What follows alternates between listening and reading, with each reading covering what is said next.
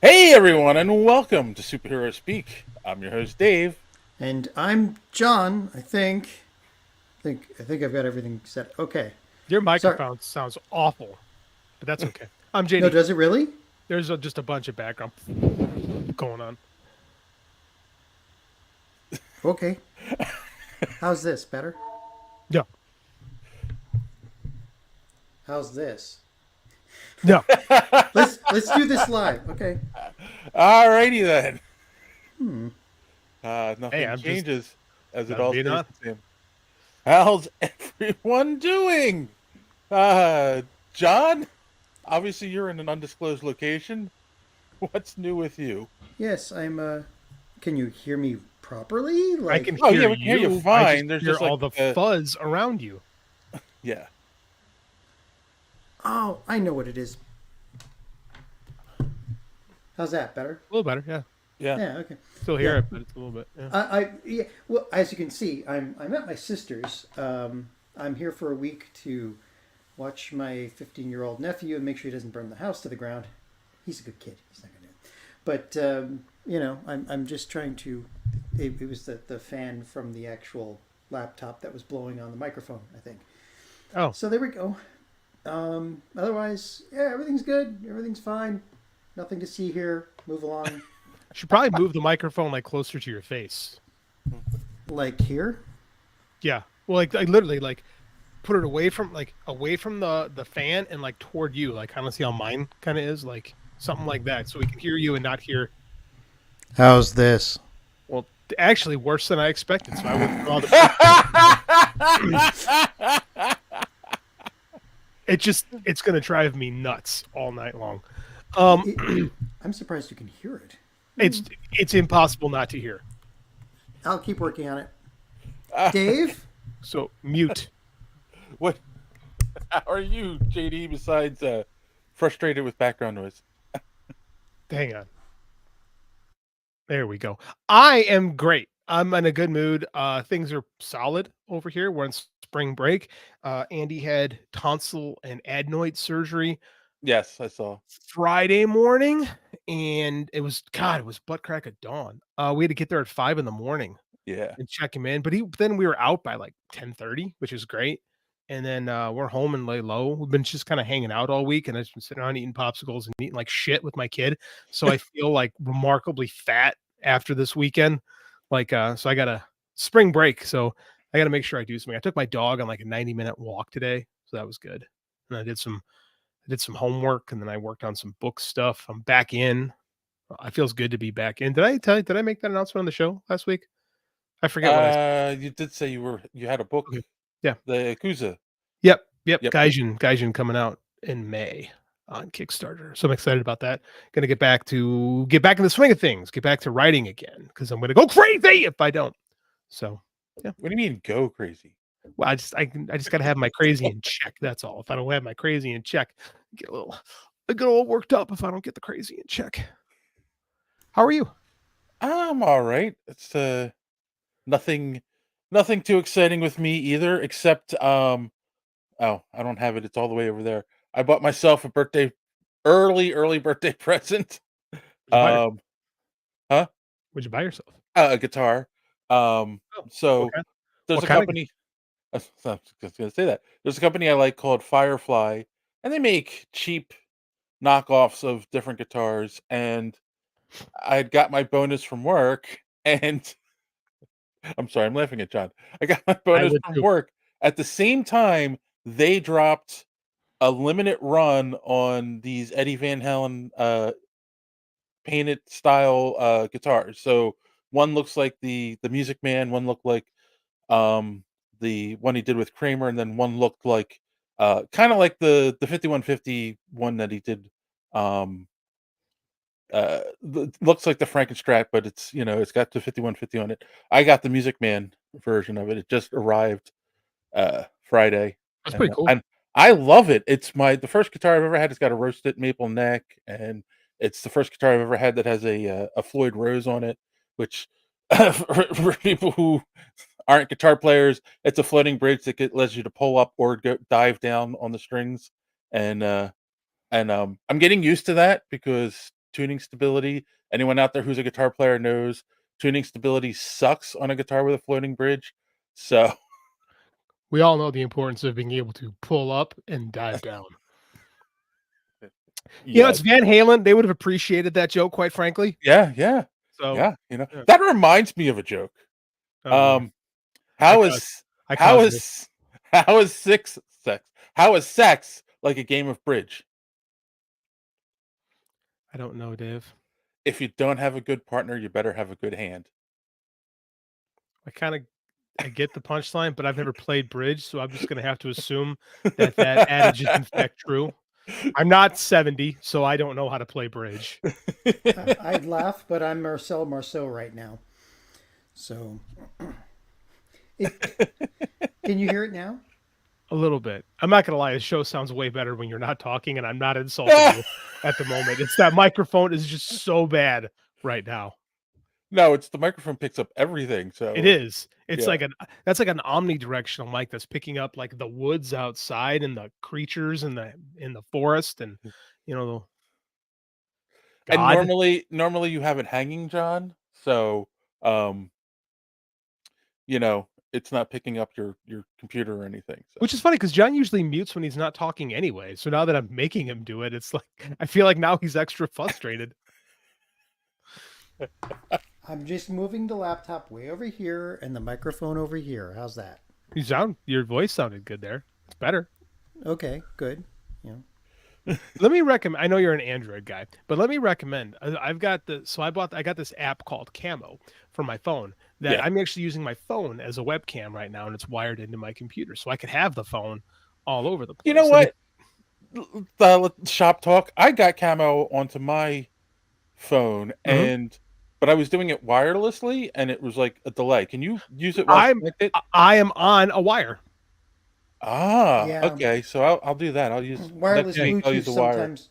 Wireless Bluetooth is sketchy, like especially Yeah. when you're doing live stream stuff, because there's always a delay with Bluetooth. Some of the older ones have I've got an Unz Angle, which is a portable speaker, and two of them work fine. They all use Bluetooth, but two of them are like right on the beat, like they're almost instantaneous, and then one is just way off, and it's because it uses an older version of the Bluetooth spec. And which iPhone do you have? Me, I have the latest. I have the what do I have? 15? Is that the latest? I think I have a 15. I got the one that came out last year, so it's like 14. I think I got a 14. Okay, I have the one before that. It's a 13. Works good though. Like Welcome I mean, to Super Tech Speak. the people who listen to this show like the shit, so like they can deal with like some techie talk for a second. But I mean, like I'm super because again, when I first started this, I was using just the FaceTime camera on my Mac. But now that I've upgraded the cameras, that I've upgraded to just using my phone, it's so much better.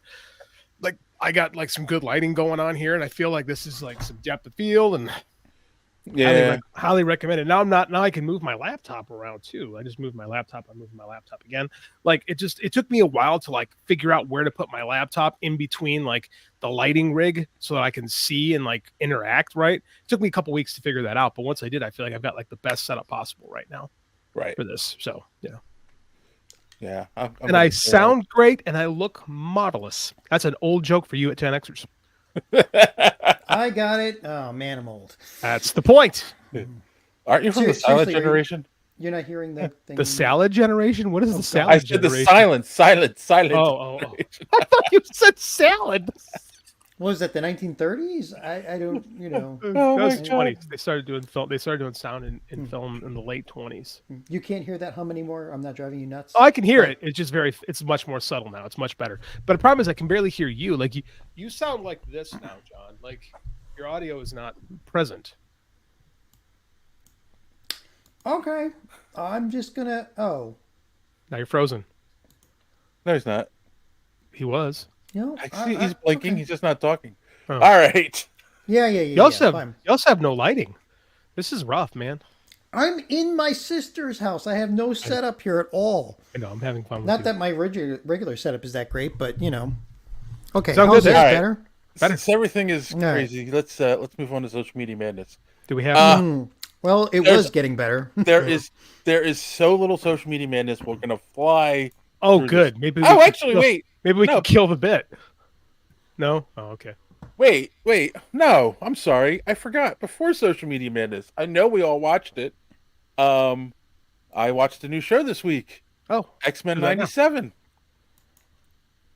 I'm sure you guys watched it, right? The I watched X-Men 97? I watched the first episode. I didn't watch Okay. the second. I watched the first two. Okay. First two What- are the ones posted so far, right? It's just the first two. Yeah, it's just the first two. What did you all right. Well, John, you went, what did you think? It was good. It was good. You don't sound convinced. It doesn't. I mean, I actually, to be honest, I never really watched the first series. I mean, I watched Okay. a little bit of it because sometimes it was the only thing on, but it always.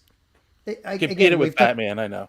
Well, we've talked about this before. Well, yeah, I mean, I never missed an episode of that, but we've talked about this before. Like, the voice actress for Storm always sounded like she's on a Shakespearean stage, and just Yeah, it got. Storm though. Well, yeah, but it was all hammy. It was really really hammy, and They kept that up in this I know show. I know that's the thing, and it's really a dichotomy because some of the voice acting, it sounds like a high school play, and yet the themes and some of the storylines are very deep. So Yeah. I don't know. I'd watch the rest of it if I've got nothing else to do, and not just because I'm bored, but because I'm mildly interested. But it's not my cup of tea, I guess. Huh. All right. What about you, JD? What, JD? It rules. It's That's here's the okay. It's your thing. It is. It's a millennial show, right? Like this is something that connects to. I'm an older millennial, like so this connects to me and the people that grew up in the '90s. So like for us, like X-Men and Batman launched the same year, right? Batman they both launched in the fall of '92, and they're very like I'm not going to argue that Batman wasn't the better show, but X-Men had really good writing, and what I thought where I think X-Men leapfrog Batman is very much is very much an episodic TV show. The Batman animated series, you could watch any episode out of order, whereas X-Men is more along the lines of what TV is today, where it's very serialized, right? Which is the X-Men series. That's what Chris Claremont really brought to comics more. So I know continuity was big in Marvel, but when it came to the Claremont X-Men stuff, like it's a soap opera. Like you have to know what's going on. Yeah. Right? Like you cannot just jump in the middle of it. It's still like that. Like you cannot just jump in the middle of X-Men and kind of feel the vibe. And the TV show follows that very well. And it's like you say, like sounds like a Shakespearean. Like, did you read Chris Claremont's X-Men? Like, oh no, I get that. That's part. what it is. Yeah, and fair enough. Yes, I get that. And like I'll be honest with you, that is more Storm to me than Halle Berry was as Storm. Like Halle Berry never brought the gravitas of a god. Storm was a god in her home country. Yeah. Right? So she carried, like, this is the woman that eventually married King T'Challa. Like, this woman should have like some regal power and some like weight behind everything she says. Right. There's a difference between gravitas and well, goddamn, Joe, it's almost goddamn, Don, it's almost like it was a show meant for 12-year-olds. I know, right? Isn't that amazing?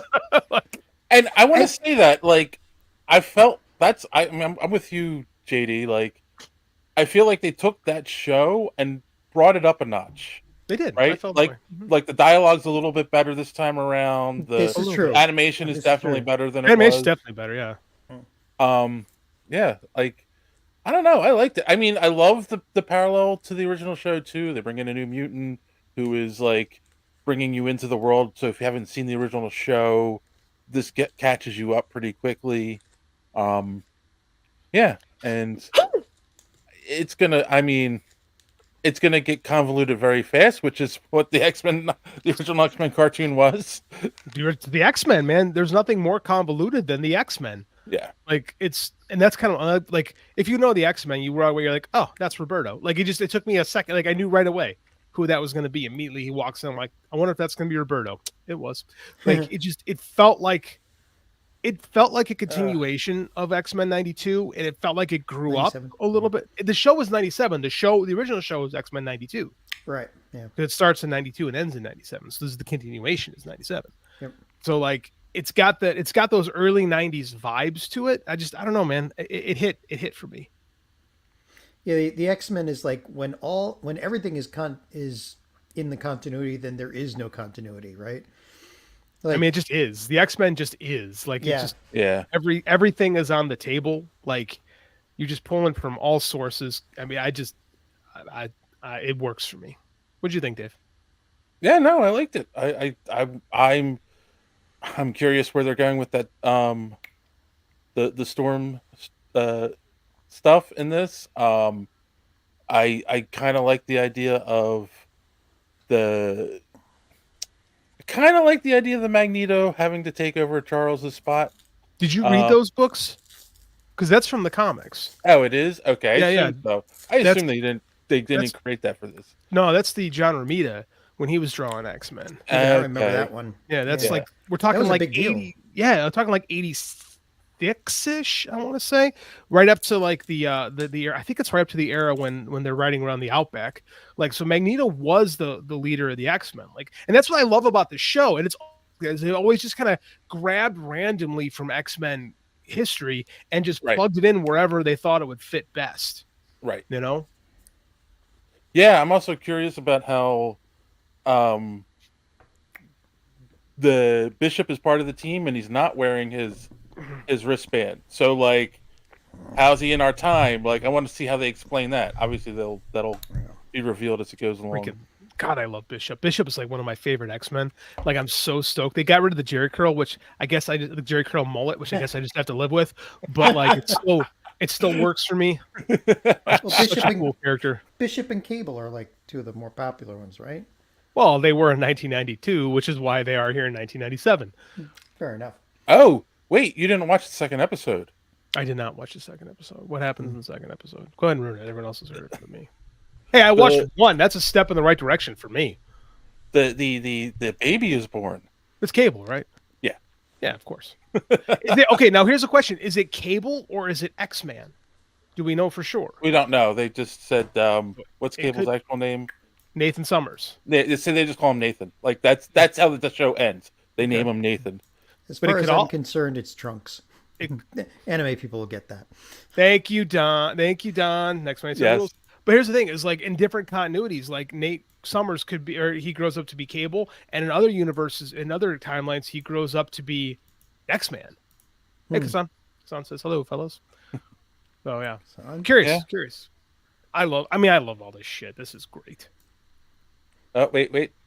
Don says Cable and X-Men are the same, different timelines. Correct, divergent timelines. Yeah, it's Nate Summers. That's what I'm saying. It's all the same dude. It's just in one universe he goes this way and gets huge. In another universe he's not quite as huge. When everything is in continuity, there is no continuity. Which is the X-Men. Right. That's what we're at. X-Men is Cable without the technovirus, but he got the technovirus, right? Mm-hmm. So it's divergent. I get it. Same dude, different timeline. He needed the technovirus to nerf him because otherwise he's the most powerful. Was it psionic or empath or Omega Level Mutant? Like, that's the thing. Is like X-Man is that guy. Yeah. So I'm curious. I don't know. I might be going off on a tangent that doesn't need to exist. It might just be Cable, and they're going to keep it simple. But you never know. Yep. Oh wait, no. I'm sorry. There is a twist at the end of the episode. I didn't mention. What happens? We're here. Tell me. There's a knock at the door of the X-Mansion, and it's Jean. And it's Future Trunks. It's Jean, and Jean is in the mansion. And she goes, help me, X-Men, and passes out. So there's two Jeans? Yeah. Oh, there's a lot of places they can go with that. Uh-huh. Ooh, exciting. That's Phoenix Saga stuff, though, isn't it? Could be Phoenix, could be Maddie Pryor. We could be getting into Inferno. there's multiple Jeans. Clone Jean, Omega level threat that was detected was the best line, yeah. Could be clone. I mean, there's a million things they could do. I'm excited. Yeah. God, I love this show already. Laughing my fat ass Inferno, that's what I'm talking about. Oh, Inferno. Yeah. I said thought that was. Inferno, I didn't I? thought it said LFMNO. Oh no, Inferno. It's like one of the best X-Men. It's where Madeline Pryor becomes the Goblin Queen, and she like gets the forces of hell, and they all invade New York. It's one of the best, one of those great Marvel crossovers of the late '90s, back when that stuff was still kind of cool before it became played out and lame. Inferno's great. It's great shit, man. And they gave Madeline Pryor the most ridiculously non-functional supervillain costume of all time. It's Yeah. like one step out, and maybe even like a quarter step out of Playboy. It's ridiculous. Bet it sold a lot of issues. Oh yeah, because guys are pervs. Well, John still has his Marvel swimsuit issues. Hey, John reads Zenoscope, man. Yes, I read for the article. Zenoscope. For the words. For the Much words. Like, For the much words. like we buy, Storylines. much like we buy Playboy for Norman Mailer's take on something or other. Yeah. Oh my God, Kai. Jeez. Oh my God. Bless you. All right. All right. Well, I say if you're not watching it, go watch it. It's good. Don't listen to any of the haters. Like, I don't know why there's some There's people who don't like. haters? Really? Oh, there's haters for everything. I hate people. Yes. I am So- a also hater. Yeah, look at the was it the reviewers for Ghostbusters for the movie that we're going to do today. We'll talk about that. There's Oh, some yeah. reviews. Here's what I'm saying. Don is one of the biggest X-Men fans I know. He loves it. My buddy Jeremy Feinstone, humongous X-Men fan. He loves it. Like, the right people like this stuff. So if Yeah. you love the X-Men, you're gonna like it. If you're like John, it just wasn't your thing, I- you're not gonna connect with it. Actually, And yet, you know what? And yet I'm Okay. still interested, which tells you how good it must be. Yeah. I felt like they made Scott a real badass.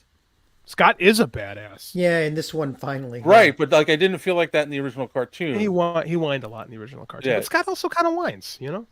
Right, but when he shows up and he's using the visor to like slide across That was his awesome. eye blast, yeah, that was such a great scene. When the the Blackbird blows up and he's falling, Yeah, and he uses the concussion blast to fly, I'm like, well, that's cool. I've never seen that before. That rules. right. Because I'm like, wait, no one's saving him, and then he like does that, and I'm like, oh, that's Yeah, 'cause cool.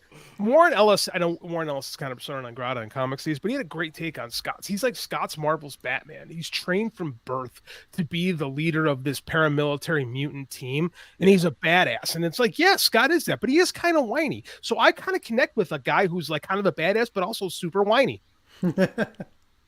Speaks to I me. see that. I was about to say, I see that very clearly Speaks to me personally. on a very deep personal level. I love Nice. That's one of my favorite superheroes. All right. Okay, so for Social Media Madness, I did ask our Oh, that's audience. right. I forgot. I asked our audience, what are some of their favorite Ghostbuster stories? I couldn't think of anything to fit with today's theme. So starting over on the YouTubes, James Burton said, Hey. My son went to his kindergarten Halloween festival as a Ghostbuster. At a young age, he just loved it. We blew up a green balloon with helium. I doused it in the fluid from the glow stick. Oh, make it glow. Okay. Oh, that's and cool. drew And Slimer totally on it. dangerous. Yes. We also rigged a blow up reactor with glow sticks, and we walked around the party yelling for me to throw the trap. So, okay, that's cool. He gave us a personal Ghostbusters related story. So I like that. Thank you for that. I feel James, this because my kid Andy was a Ghostbuster at 3 and was a Ghostbuster for Halloween at 3 and was a Ghostbuster for Halloween again at 6. And then we were in the movie last weekend. He goes, "Dad, I want to be a Ghostbuster for Halloween again." Like, Awesome. he just connects with this stuff so much. Good story, Now, James. yeah, something from us. Like every convention we go to, the Ghostbuster Corps is there, Oh, yeah. and like they've been popular. Like, even at their lowest, they've still been pretty damn popular. But now with the new movies coming out, and everything, not the one that doesn't exist, but the last two, they're becoming more and more popular again, and it really it's amazing how much it captures the hearts of kids. Always has. Yeah. It was never supposed to, but it did. Like, Again, I was a little young when the first Ghostbusters came out. Like I was a child, like 3 or 4, something like that. And like, but I mean, by the time the real Ghostbusters hits, like that's clearly aimed at me. Like I was like a 7, 6, 7 when the show launches. Like that's my prime, Saturday morning cartoon viewing. So they've known the appeal of Ghostbusters to kids for decades. I mean, it's guys hunting ghosts. Like what's not to Yeah. love? Well, it didn't work with Ghostbusters from the 1970s and the cartoon Because that stole. because the special effects suck. Well, yeah. Also, that one involved a monkey, but All Okay, right. fact, I watched the other Ghostbusters cartoon also because it was on TV and it was the 80s. You just watched it. And while I was entertained by it, it did pale in comparison to the real Ghostbusters. I love how they call it the real Ghostbusters. All well, right. they had to call it the real legally. Yeah, I know. yeah. Over on Facebook, our good friend Tim Jones said, I just saw Frozen Empire today. This is the best yet. It was Huh? great from go. Really well done in every aspect. Of course, I had to go to the bathroom at the worst time. Thankfully, I was able to shoot my particle thrower quickly and got back to the movie just in time. I knew something was coming. I knew it was coming. Sour grapes, ladies and gentlemen, and finer newspapers across the country. And then Just the cream of the crop dad jokes, man. our other good friend, Drew Carlson, said, The Human Busters alternate reality could be a movie. Should be. Didn't they do that in the real Ghostbusters? That's what he's cartoon, talking though? about. That's what he's Yeah, talking yeah, about. Yeah. yeah. Well, I mean, all the Ghostbusters got together in the IDW.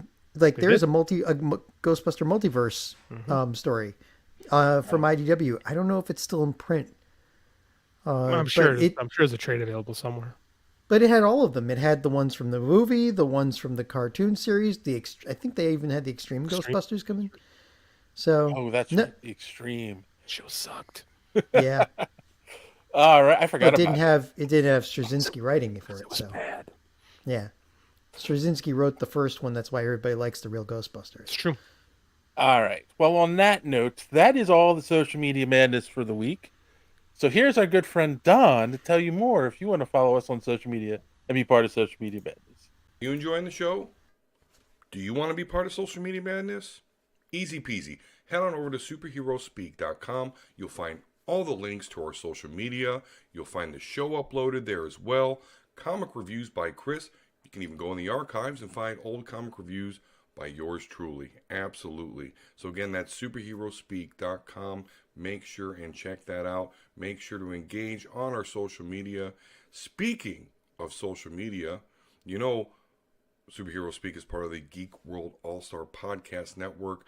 That podcast network includes great shows like the Pop Prison Power Podcast, Colt 45, Fans on Patrol, the Gorilla Brain Podcast, the So Wizard Podcast, and Superhero Speak. That's right. You go to the XMen app, I mean the X app, hashtag GW All Stars, and you will not be disappointed. And you might as well do it before that app is dead.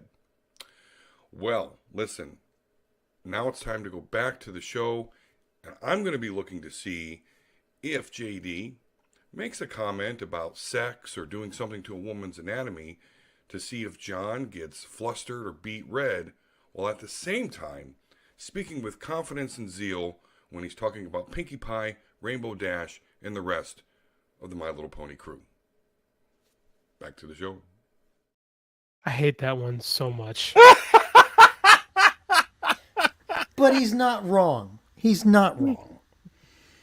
I hate that one. Looks, Don, you'll have to make another one and make even more fun of JD. I mean, Look, I've got my mouse pad right here, okay? Oh no, he's spot on with you. It's me. It's the problem. oh, come on. We I can't both make believe that's dirty jokes. one. I can't believe you have a mouse pad in 2024. Two, I can't believe. No, I totally believe you have a My Little Pony mouse pad. I'm more amazed you have a mouse pad.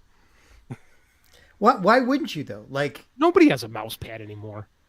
well, I know you've got the well, like the Logitech ones that take like 300,000 checks a second on the Yeah, that's what I'm saying. light, Like but they aren't a thing anymore. Like no one has a mouse pad. except that I like to protect my desk surface. That's why I have one. I will give you that one. Protection is important. Oh, there you go. That's a double entendre. That's not like about. That's not what Don's. Never mind. Speaking of Don's joke could be used. Right. Don's joke could be used in a court of law. Speaking of dirty jokes and double entendres, we're gonna take a quick commercial break and be right back with some news. Some podcasts are like this. I think that men need to toughen up, and I think if men were forced to be homeless, they would learn how to be better men. Because that's what made men manly in the past, was having to build houses and stuff. If we just made men be homeless for like a year, I think it would fix a lot of problems. That would in be society. so good, especially because we don't force men to do military anymore like they used to. They make them homeless for a year. Let's see how they fucking make them just figure it out. Make them homeless in a country where they don't know the language, and that way they really have to go through something, and then maybe they can like be appreciative. And some podcasts are like this. Okay, now he's on the second one. Back to the Oreos. If you consume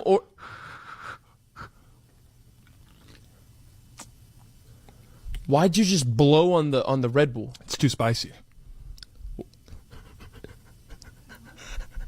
It's too spicy. Yeah, whenever you get a carbonated drink. And Don't it's owe him yeah. like that makes sense. So whenever you open a drink and it's carbonated, it's too spicy on the tongue, so you got to like blow on it to cool it down a little bit, or just leave it open for 4.5 hours. To cool it down. Yeah, got to like de-sizzle it. De-sizzle. You're the de-sizzler now. No, but it's harsh on my tongue. Define that. It's harsh on my tongue and my teeth.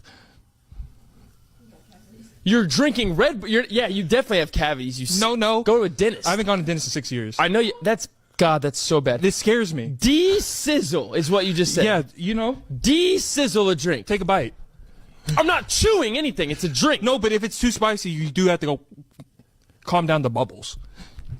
But only one podcast is where you can get in-depth analysis like this. But this bathroom shit, bro, creepy as fuck. I don't like this shit. I don't like the noise. I don't like the official grudge chick noise. Yeah. It creeps me. I used to do it as a kid when I was bored.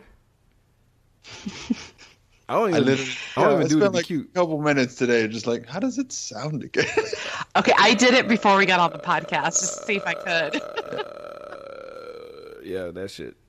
Yeah. I don't like it. Death rattle. Ugh, don't say it like that. Come on, Mel. Don't. The gargle. Don't add to it. I gotta go to bed by myself tonight, guys. Don't do that. Does that feel good? Thanks, bro. Thanks a lot, bro. You are now listening to Cult 45. This is Beat 'em Down. And I'm Random Randy Savage. Find us on all your podcatching apps like Podbean or Spotify. And follow us on Twitter, Instagram, and Facebook. Or just go to www.cult45podcast.com. Also, check out our YouTube for that sweet video content. Cult 45, the only podcast that puts hair on your chest. I think John's new nickname is the De-Sizzler.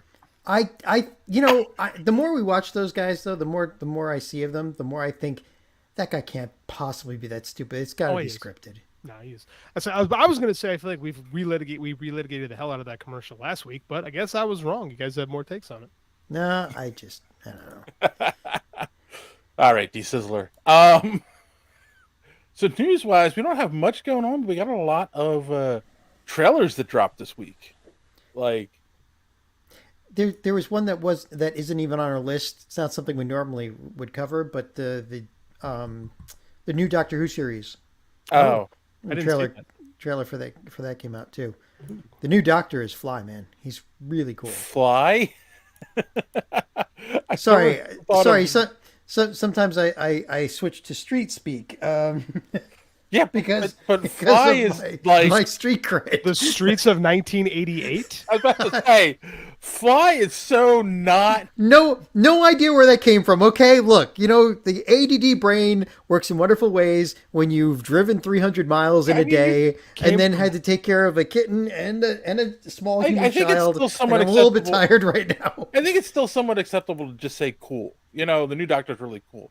The Fly, I don't know. Based. Yeah, total based, man. You're not using that word right. I know. But yeah, I know where it came from. You're watching In Living Color reruns, like. That explains it. No, I would. Well, that funny you should say that. The clip of Jim Carrey doing the Milli Vanilli takeoff has been floating around. What? Vanilla Ice. Yeah, and I don't know. So, but anyway, continue. All right. Well, first up, we had the trailer for the Acolyte drop, and I'm kind of curious what you guys thought of it. Did you watch it, JD? I did. I don't know what to think about this show. I mean, I'm gonna watch it. It looks cool, but I mean, at the same time, like, I feel like I can't get my head around it story wise, and I don't know what to think about it. To be honest with you, like from my understanding, it's about the rise of the Sith. So this is way before everything. Like this is 100 years before New Hope. Oh, okay. Yeah. This is 100 years before New Hope. And supposedly this will finally tell us why the Sith can walk around amongst, thousands of Jedi and none of the Jedi, including Yoda, ever noticed them. Or I wonder if it'll explain the rule of two, which is, this goes back. We've had this discussion before too. Like, you don't need to explain everything. Sometimes you can leave stuff, just like where Joker came from. We don't need to know. All we need to know, he's a force of freaking nature. But like, it feels like even though they've started canceling stuff for the Marvel stuff for the Marvel side of things, like it still seems like they are just mining the hell out of this Star Wars IP. Why wouldn't they? The Star Wars stuff has worked since they moved to the shows. I know. Like there hasn't been the backlash to Star Wars. And here's the thing. I have seen 3 people post this, and I've seen an article on 3 people that are like podcasters and commenters post stuff like this, and I've seen an article on a website where it's like the Acolyte has to save the Star Wars franchise. It's like what? Exactly. Like Star Wars is the one where the shows are working. People are loving it. Yeah, I'm so tired. Ahsoka did pretty good. So yeah, everyone watched it. Save it from what? I'm so sick of these fucking nerds being like, "Oh, we have to save these things." Shut up, you dork. Kassan says 100 years before New Hope, where the Sith are protagonists and the Jedi. What? And the Jedi are antagonists. The universe were right, may be wrong. Official stance. Is that your take on this? No. He said that's the official stance. Were the Jedi are the bad guys and the Sith are the good guys? They're probably playing like an anti-hero or something. But I don't know about this. Well, who knows? The Jedi were a mess by the time Palpatine came around and took them out. But that's the whole thing. This is way before that, and this is before the Jedi. This is before the Jedi are part of the guards for the New Republic. Like no, this is when they were at their height, wasn't it? But the Jedi are not. No, but they're not. But they're not Guardians of the Old Republic yet. Like this takes place where the Jedi are just separate or their own thing. Forgive me, but I thought that they in the Old Republic were like partners. No, if you read any of the High Republic books, which is the timeline that this takes place, no, they're not part of the government yet. Dave, you're talking about out of continuity stuff right now. So like, the extended universe stuff. Yeah, extended universe stuff. Like, here's the thing. No, the High Republic doesn't count until it counts now. No, the High Republic stuff are all the new books, all the new YA books that came out a couple years ago. That all takes place during this, and there's like a bunch of characters people love from those books, but I think there's only one that's going to be featured in the show, because there is actually a what you call it, Wookiee Jedi in the. I saw that. Yeah. I don't know. I'll watch the show, but Kassan says the showrunner specifically didn't want to use good guys or bad guys, antagonists or protagonists is where they're leaning on. All right, I'm mildly interested, I guess. I'm suspect based on that. Here's the thing. Star Wars doesn't need saving. Star Wars has been fine. Star Wars has worked. Like The Mandalorian was great. I don't care what anybody says. The Obi-Wan show was great. I don't care what anybody says. Everyone loved Andor. The Ahsoka show was good. Like, there's no problems. Like the stuff Book of Boba worked. Fett kind of stumbled a bit, but It stumbled a bit, but I still liked it. Like at the end of the day, everything is fired on. Star Wars has been firing all cylinders since the rise of Skywalker. So I want these nerds, these podcasters who mean nothing in the grand scheme of things, to shut the fuck up. Unless they can come up with something better than Baby Yoda. Blow it out your ass. Baby Yoda is like, okay, then. Meme. No, I get tired. I mean, like, I get tired of these people who just want to be contrarians and being like, "Well, the Star Wars has got to be." I know, nerd. Like, well, I mean, actually, like, you don't matter. I know. I'm tired of people who are like, they comment on things that like they're not even watching. Sometimes they're just like, "Oh, this is terrible." But you're not watching it. You know. Are you talking about me with Marvel stuff? I'm not watching. No. I'm talking about there are people who throw around terms that like you guys hate.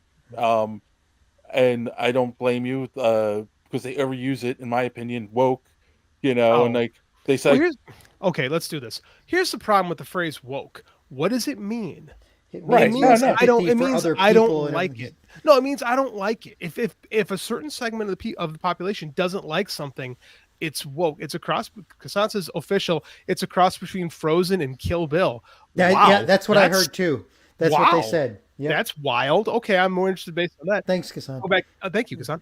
I'll go back to the woke thing. Woke means that I'm conservative and I don't like what I'm watching. So that's like what it means. I mean, it's a catch-all for I don't like this. Well, but the problem is woke is actually supposed to mean you're cognizant of other people's feelings.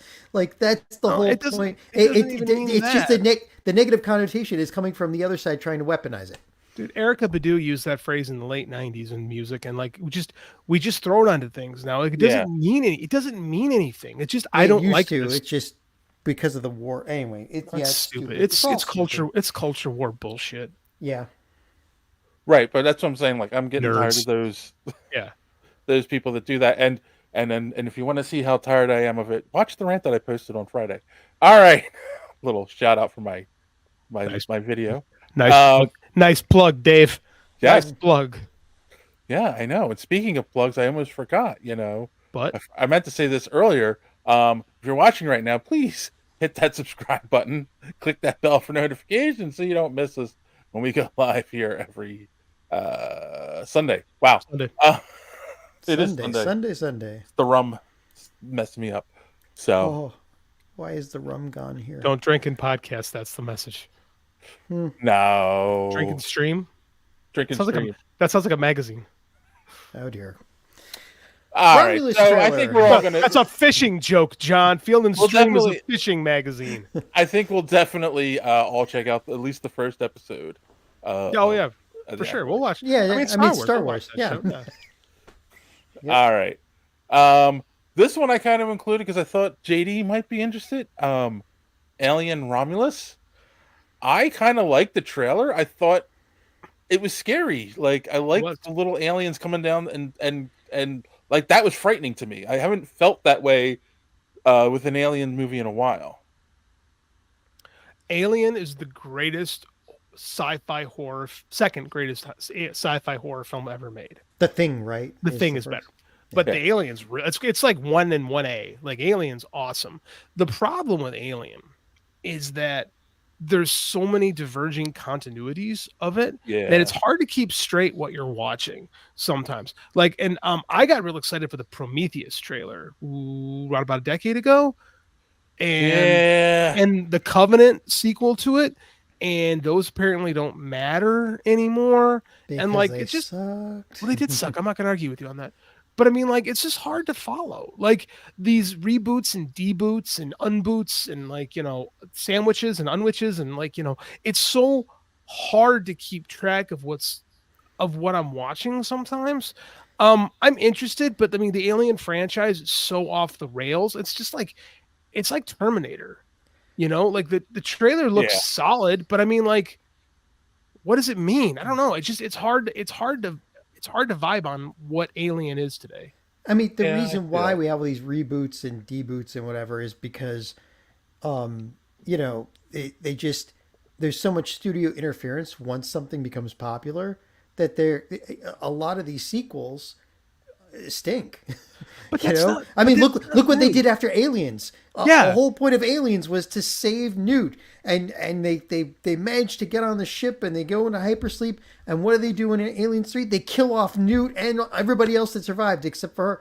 What a stupid thing to do! You just completely destroyed the second show. They did do that, but I get the and I agree with you. And David Fincher is one of the greatest directors ever. Like, he's one of the greatest thriller directors of all time. And Alien 3, there's a lot of redeeming qualities to it, but there's also a lot of stuff that kind of, like you say, it does kind of shit on Aliens, but at the same time, Aliens kind of craps on Alien.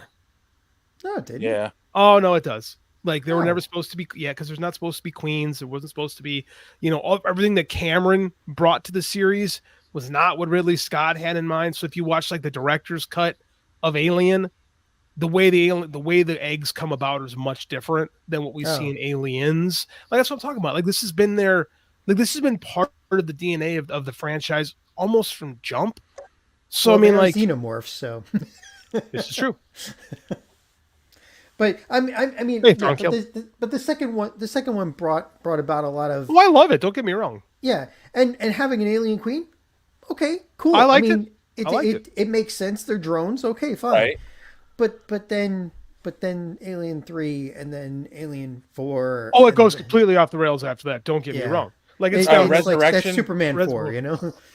Alien Resurrection was like, it's how all do you bring Sigourney Weaver back and make everyone hate her? She was a clone. Yeah.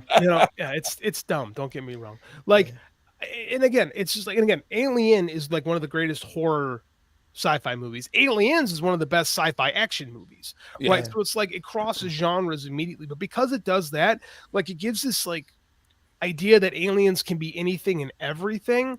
And it has been, but very rarely does it work. Like, like Terminator, there's far more bad alien movies than good alien movies. Yeah. Whereas Predator, I think there's mostly good Predator movies. It's because it's kind of weird. They've kind of avoided the studio interference thing. Oh, they have not. With Predator, we got Alien versus Predator. That was nothing but studio. Oh, no, never mind. Yeah, and it's bad. Thronkill says I won screener tickets to Alien Resurrection. I'm sorry someone did that to you. What did you do to them to have them do that to you? Take that up with your therapist, sir. I mean, it's okay. I didn't see it in the theater. you. I remember when it came out on video or DVD, and we were like, "Oh, we got to rent this." And, and it's butt cheeks. Yeah, and we were like, "What the hell?" Yeah, I mean, that's an era of just they keep making sequels and they keep being bad. They're so bad. That was one movie that when you rented it, you never had any late fees because you put that back right where you found it. Like, again, I didn't see it in the theater. And this was before the internet, right? So like, I didn't hear anyone else's opinions about it or read anything about it. And then it was like, well, Sigourney Weaver's back. It's got to be good, right? Exactly. Ass. Yeah, well, Christopher Reeve is back in Superman 4. It's got to be good, right? Lesson learned. Yeah. All right. Michael Keaton. We just saw a movie where Michael Keaton was back as Batman, and we all said, it was okay. Yeah. Speaking of Batman. Hey, Michael Keaton. It's really hard to ruin Michael Keaton. It really the other is. trailer. Boy, did they try. Yeah, they gave it the old college go. One of the other trailers that dropped this week is the one for the Penguin series. It's going to be on HBO Max. And I was like watching this, and I was like, why? Yeah, I kind of feel the same way. This is Gotham, but for Max. Although I get good vibes from it. You know, I mean, aside from the fact that it's a spin-off from a Batman movie that's completely out of continuity with everything else that's going on in the DC universe, including the its own Joker continuity. movies. Yeah, it's completely its own. But the way he does the Penguin, I mean, the reason why we're getting this is because he was so good in the Batman movie, and who knows, you know? Right. I'm not going to deny Colin Farrell's acting chops in this, but no, I mean, the issue is like, but it comes off as just a gangster mob type movie where the guy's fighting his way to the top of the mob, and it's like, okay, but like you're selling it on it's part of the Batman universe, like because like if you look at the title cards, like they keep mentioning Batman, but they don't show him at all in the trailer, so he's not in the show. No, because this is like I feel this way like I feel about all these Sony movies, right? Yeah, like I was you're gonna doing say. Spider-Man without Spider-Man. Like this is Batman without Batman. If I want to watch a show about gangsters, I'll just go watch Peaky Blinders. Like that's better. Like why would I? Yep. I don't get why I have to watch this. I mean, like it doesn't. I got this thing about villain movies where the hero isn't present. Like I hate everything about the Joker universe, and like it is just.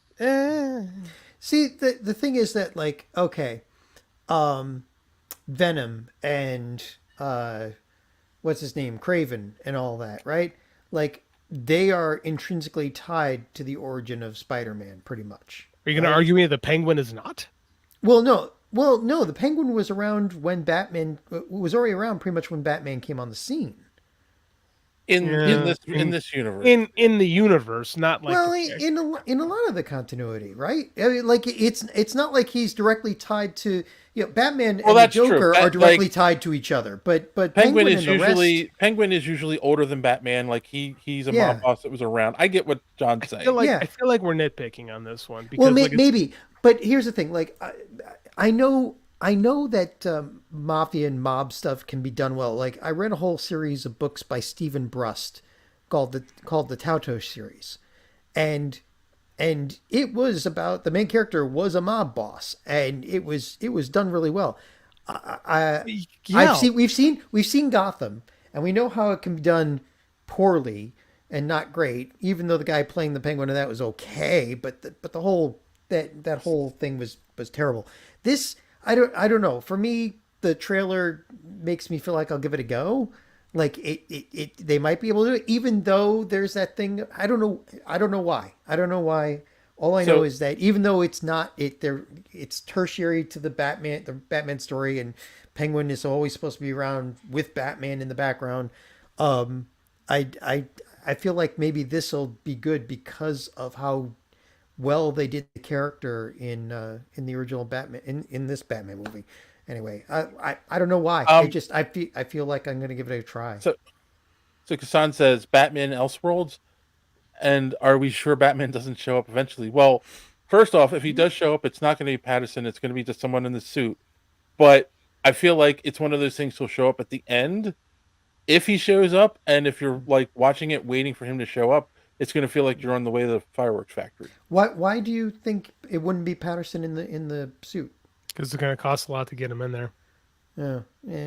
Thronkill says another version of Titans, just the mob version. I can see that. I can see that. Fuck Batman. I was out when I saw that trailer. I've never seen it. I've never had a moment in a trailer where I was more like, no, I'm out. Funny thing is, I've heard that the Titan. There are a lot of people that like the Titan series, but I had the same reaction. Regular Scott loved it. Yeah, he loved regular Scott loved Titans. I was just like, I don't know, man. Like, I just was so like turned off when I saw that Dick Grayson, but fuck Batman. Like, I was just okay. I know what you're doing now. I'm out. I'm done. I don't know, man. I don't want to watch supervillains without the superhero. I don't. Maybe if you gave me a Magneto TV show, I could watch that because I feel like he's a character that can stand on his own, right? Like if you gave me like Michael Fassbender hunting Nazis as Magneto for 3 seasons, I'm in. Well, anybody would watch somebody hunting Nazis. It's like, here's the thing, and here's the thing I want to say, and I think it's the problem I'm having with the Penguin series. I'm sorry, is that Magneto is a compelling character, right? In the fact that like he's the perfect foil to Xavier. We've got the whole he thinks shades of gray. Right, exactly. Which makes him a compelling character. Penguin is not a compelling character without Batman. You know, I don't even know if he was more character with Batman, to be honest. He was more and here's the thing. I feel like he was more compelling in Gotham. I can't think of the actor who played him in Gotham. The young guy. Like, and he did a great job. Like, I love the first season. Like, it goes off the rails because if they had made that show, him rising to power, I think it would have been better. But instead, they, turned it into the freak of the week against James Gordon, which was like, really? Robin So- Lord Taylor, by the way, was the one who played Penguin in the Gotham. Robin Lloyd Taylor, like he did a great job. Great but name. again, but this is we've already established. Like, he's not that great of a character in the movie. I'm sorry, he's just like a low level informant in the movie. So it's just like, I don't know. I'll watch the first couple episodes when it comes out, but I don't think it's going to be that great. Zero interest. See, again, I don't know why. It just makes me. I maybe it's something I've read before or whatever, but maybe it's because Bruce Timm made the Penguin fairly interesting. You know, he wasn't just your normal, I'm going to take over the city. He was running businesses, you know, a la Lex Luthor behind the scenes, and was involved, had his hands in almost everything. He tried to make the Penguin a foil to Bruce, as a versus more of a foil, like as a just originally. Which that's an interesting take on it. I guess I just don't really like the Penguin all that much as a villain. Like, I feel like there's a lot of better. I just feel like there's much better stuff in the Batman toy box. Yeah, true. Like, I don't know, man. And it's watching Colin Farrell play dress up, and I don't know. It's not for me. It's not for me. All right. Well, the last trailer that we got just dropped, and my girlfriend already said we're going to see this. Like, I don't have an option, and that is Beetlejuice 2 or Beetlejuice. Oh, jeez. So, is Batman going to show up in that one too? Oh, that's right. No, he is the actor. No, I was gonna say Michael Keaton is actually in the movie. Yeah, I know, which is crazy. I'm sorry, he sounds and looks old. He really did. He is. I know, but like, and now they're having him playing Beetlejuice again. Did you watch the trailer? Oh, I did. I'm excited, but I mean, speak. I feel like he did. He just says, I feel like with the makeup on, you really can't tell. Yeah, and he's always got to do a voice like this for Beetlejuice. Like, he's always kind of like. I know, but he was way more animated before. You know, like It's one clip. Cut him some slack. Wow, I am taking very different positions this week. And talk. You know, I mean, that's the whole thing. People get old. Actors get old, and they decided to want to do this movie. I know, but why 30 years later, 40 years later? I think it's 40, isn't it? 35. 35. Damn. Okay. Like, because they wanted to do it. Like, again, I want to see him actually perform. If you think Michael Keaton's going to give a subdued performance as he's not. I don't know what to tell you. He has my vote of confidence for anything. And I feel like no matter how old he is. I feel like Jenna Ortega might be Tim Burton's new favorite actor.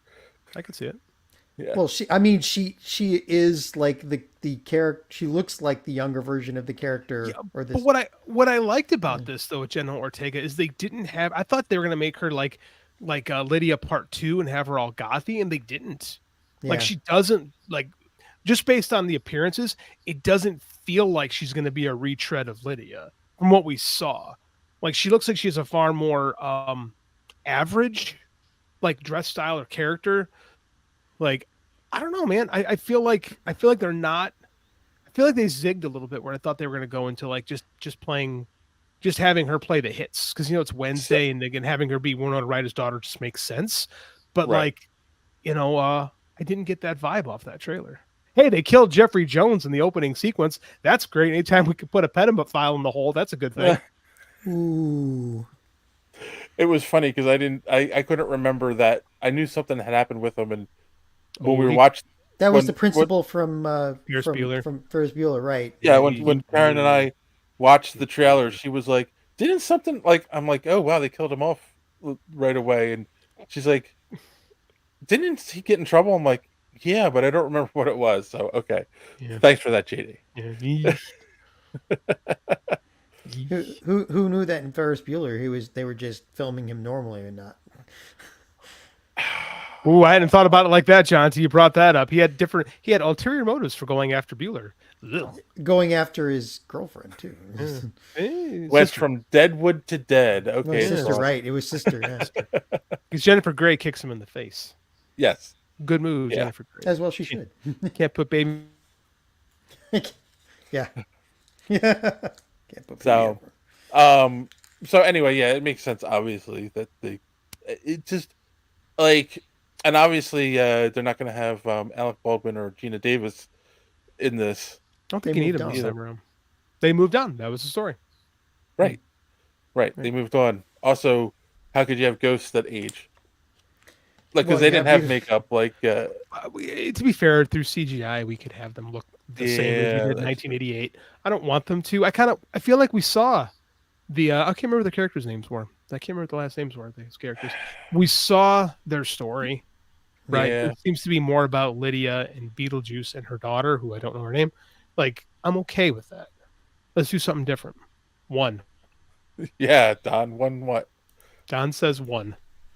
Thronkill says, I just wish Glenn Shaddix was still alive. Otto. Otto. Okay.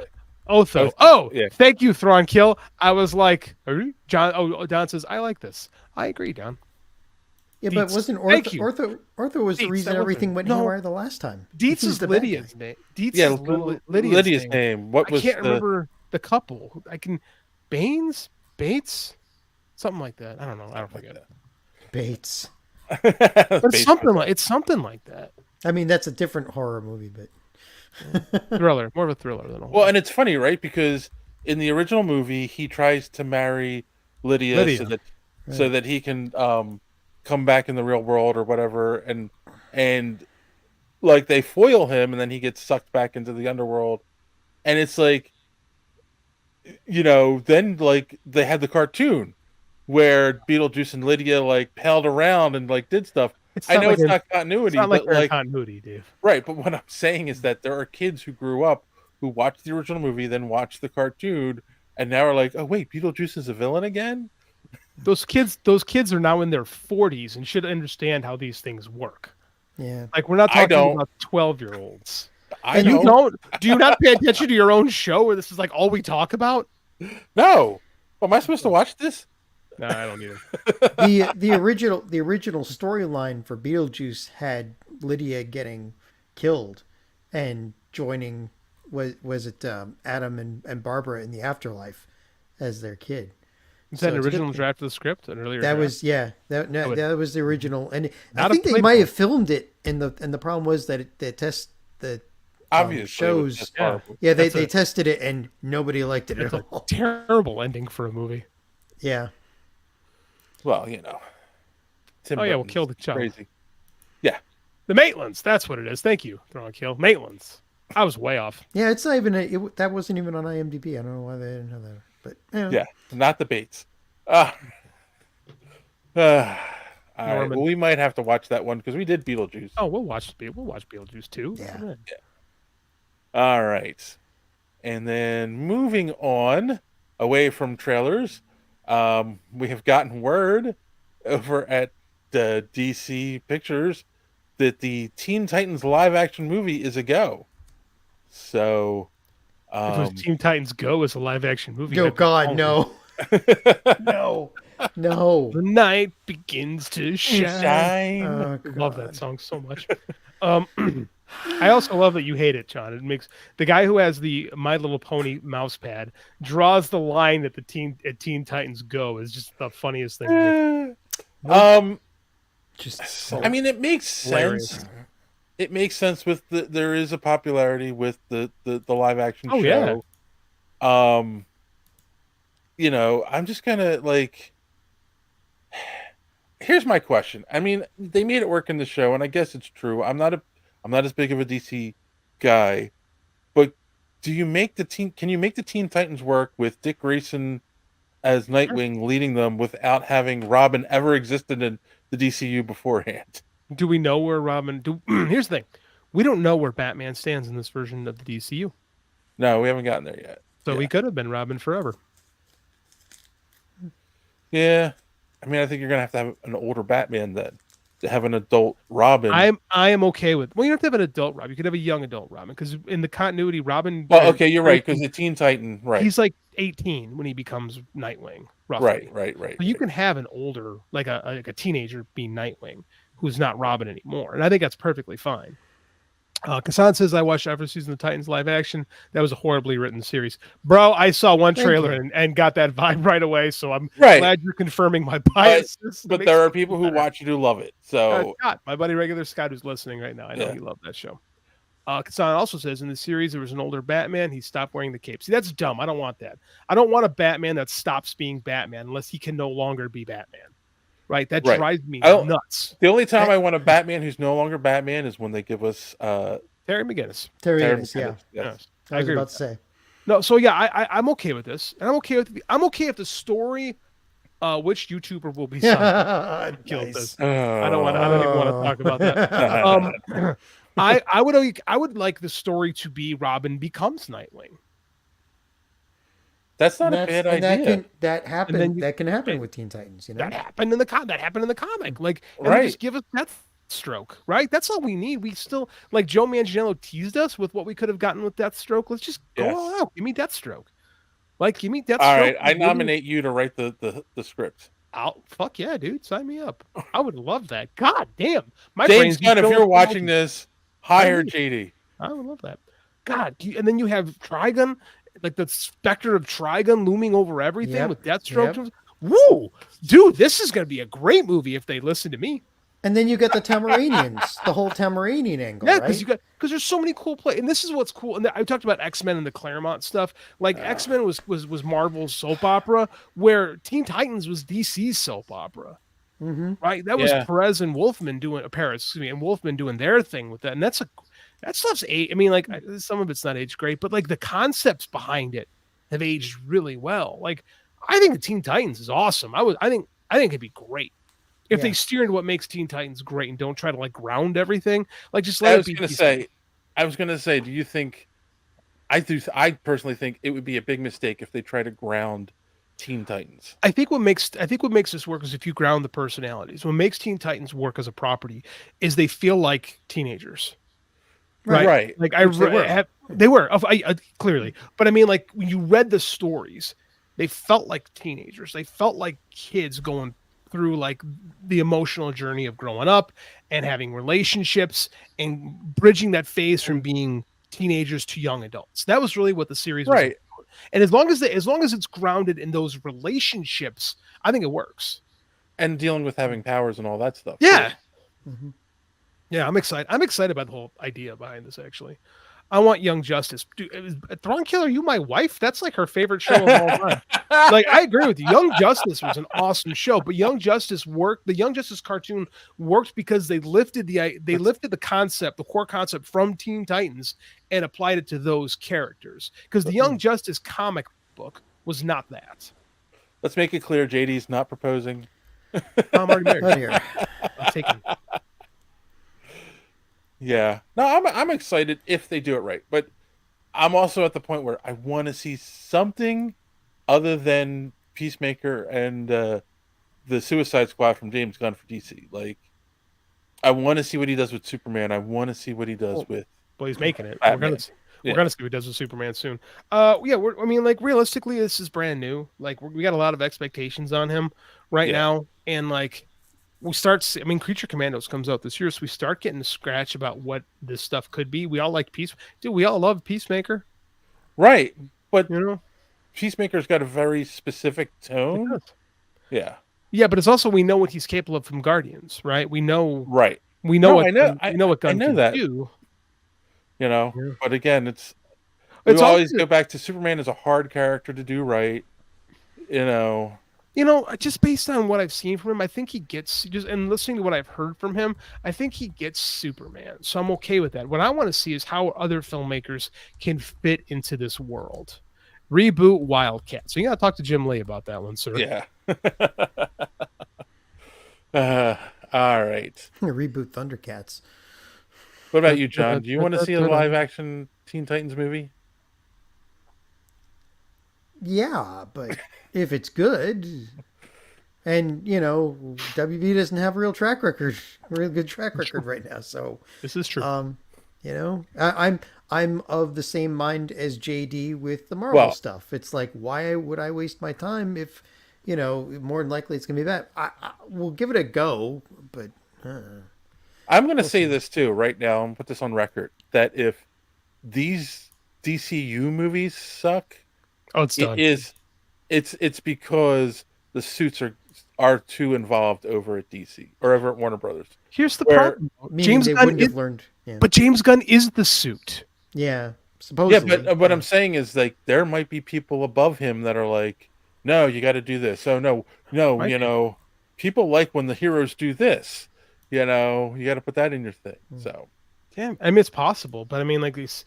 Here's the problem. Like we bitch about suit interference. There was no suit interference with what Zack Snyder did whatsoever.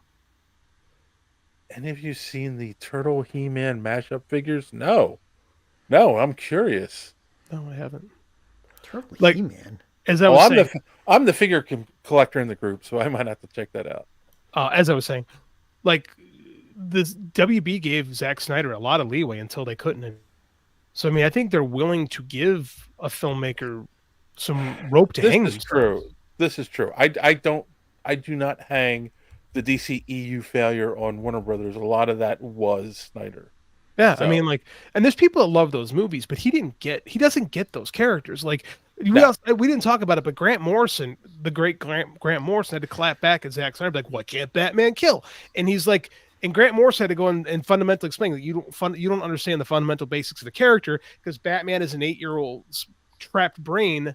It's arrested development, his stunted perceptions of morality and what is right and what is wrong. Batman can't kill people, and it's like, thank you, Grant Morrison. Kassan says, and Matt Reeves seemed to have the same control of the Elseworld. That's true. Matt Reeves had total carte blanche on his version of the Batman, and it worked out pretty good. Yeah. And it seems like Warner is far more willing to give its filmmakers the quote unquote the rope to hang themselves with, more so than Kevin Feige is willing to do with Marvel. This is true. So it's an easy blanket statement, and we do it a lot on the show to go, the suits. You know, we're like, Warner has not. That's not been Warner's problem.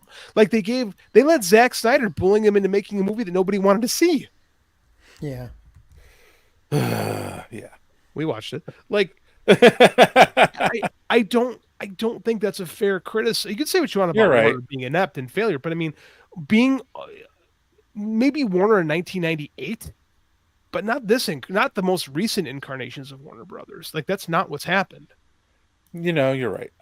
I'll give you that. So we'll just hang everything on poor James Gunn's head. But he's putting himself out there to be that guy. Yeah. Like he's saying, this is my version of this, and kudos to the man for just like stepping into this role. Let's see what he does with it. All right. And the last bit of news, I included this last week. We never got to it.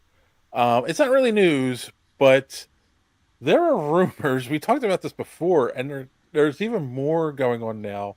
Where what's Kassan's comment? We'll get on that. Kassan says, I think when you give creative control over an IP, you're going to get wild hits or misses. Marvel is the antithesis for allowing creative control over their IP. Well, that's the thing is Marvel doesn't give creative control over their IP. It's all Kevin. What Kevin wants is what Kevin gets. Yeah. And if you're not willing to play in Kevin's sandbox, you get bounced. Right. That's why they hire directors that don't have a lot of experience, so that they have to listen to them. Mm-hmm. And once in a while, you get a director with experience like a James Gunn that gets to. But Gunn got a lot of free reign because he was directing the Guardians of the Galaxy, and in 2013, nobody gave a shit. They were like, "We're making this movie." Like he got to do whatever because everyone assumed it was gonna be a failure, right? Yeah. No, exactly. Yeah, I mean, and let's put it this way. I think Sam Raimi had a lot of control over Multiverse of Madness. That's a Sam Raimi movie. His DNA is all over that thing. It is. But I do think a lot of the other movies, this was just what Feige said to do. So, especially the Justice League, the Avengers movies, right? A lot of those are Feige's babies. Like, and I guess a lot of Ant-Man, the first two Ant movies feel like there's a lot of Peyton Reed in them. Yeah. Almost like Peyton Robb, that's a wrestler from Nebraska. Like Peyton Reed, there's a lot of his vibe in that. Whereas if there was an Edgar Wright movie, it would have felt like and smelled like an Edgar Wright movie. Like, I'm still curious what that would have been like. It wouldn't have played well with the Marvel universe, but I think it would have been awesome. But it would have been It would have been a very different movie. I think it would have been awesome. The guy who gives you Shaun of the Dead. Yeah, not gonna give you a Marvel movie. There's an alternate universe where that happened, and I would love to see what that feels like. In the Multiverse of Madness. All right. And speaking of the Multiverse of Madness, we talked about this a couple weeks ago. The rumors that there's going to be a Spider-Man 4 a Tobey Maguire Spider-Man 4. So Sam Raimi actually said something to a fan like, he's on board for doing it.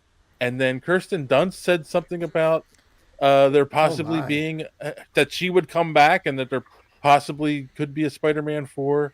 I don't know. It's crazy. Like, this started with Hayden Church saying like they talked to him about possibly doing it. I feel like if this was going to happen, we would have heard about it by now. Spider-Man No Way Home, right? That was the last one that came out. Yes, that was the last one. No Way Home came out 2 years ago. I feel like Hollywood typically doesn't sit this long before a green light happens. I don't know. Oh, Cassance is also WB is writing list of Dune. That IP has made over $1 billion between 2 movies. Yeah, and that's all Denis Villeneuve. So Warner Brothers is pretty good about letting people do their thing. I don't know, man. I think we would have known something by now. Here's the thing, and I kind of said this was my suggestion, but there's also these weird contracts, and that was one of the things I think Raimi had said this, that it's no one knows what's in those contracts between Sony and Marvel, right? Kevin does. Well, obviously Kevin does, and whoever's in charge of Sony knows, but like but the thing is like, what if they said, you know what? No Way Home did really well. Everyone still loves Andrew Garfield and Tobey Maguire. What if Sony was like, okay, we'll make our own Spider-Man movies that aren't tied into the MCU, where Tom Holland is the MCU movie, and then so we'll make a Spider-Man 4 that has nothing to do with your stuff, and we're free to make a Spider-Man movie and make money off of it. We're talking about Sony. They're greenlighting anything that has. They were going to make Bad Bunny was going to make I forget, El Muerte. That guy showed up in like 2 issues of the comic. Like, Sony will greenlight anything that's tangentially related to Spider-Man. I feel like if they were going to make a Spider-Man 4, we would have known about it by now. It's just not, unless Sam Raimi wanted to have everything like perfectly in line before, and they're just waiting on Raimi to get stuff together. Like, I feel like we would know about this already. Yeah, so Sony Elseworlds. All Sony does is Elseworlds. Or stories. What if? It's Marvel's version of Elseworlds. What if? So, yeah. What if Sony made decent movies? I don't know. I wouldn't be opposed to it, but it'd be interesting, because I also keep saying, why don't they just bring what's his face? Andrew Garfield? No, the young Spider-Man, who's in the cartoons. Why can't I think of his name? Miguel. Morales? No, Morales. Miles. Yeah, Miles. No, because they're doing his story in the cartoon. It's not done yet. Right, but I mean, Sony could have been like, well, you guys have Peter, we'll have Miles. Like, that's kind of what they have. Like, they're not right, but they didn't, like, they could have done live action instead of these stupid tangent movies. But that's what I'm getting at. But what they're doing is working. That's the only thing Sony's doing that's working right now. I was going to say, Madam Web's not working. No, but the Miles movies I'm talking about, those are working. Why make live action? Why make poor live action movies when you haven't finished your story yet? And I think they're being good partners in allowing the creators to finish their story because it's making money. Because it's making money. It's being successful. And they probably got a deal worked out where we won't make a live action Miles until you're done with this. And you don't have to, because the Spider-Verse movies are working. There's no reason to mess with them. They're fine. They're great, in fact. Some of the best superhero movies ever made have been those 2 movies. Yeah. Especially the second one. It's great. You can watch that 18 times and still find stuff in there that you didn't notice before. Other than the inclusion of Spider-Gwen, they've been great. Boy, that one guy who hates Spider-Gwen. Yeah, that guy. Jeez. Thornkill says, what if quality writing put on a cape? I don't even know what that means. No, that's the Spider-Man, whoever wrote those 2 Spider-Man movies, the Spider-Verse movies. That's Lord Miller. Yeah, so there you go. Yeah. There's the writer with a cape, because they're great. Like, it's awesome. I don't know. I'm curious if this goes anywhere, because I think eventually someone's going to have to make an official statement if these rumors keep circulating. Tobey Maguire's in his mid-40s by now. I just don't. He might even be older than that. Like, I don't know. Look. I'm not saying it's going to happen. I'm not saying it's not going to happen. But people involved with these movies keep making comments about it happening. I mean, Kristen Dunst also said she doesn't get to act anymore because like no one offers her anything.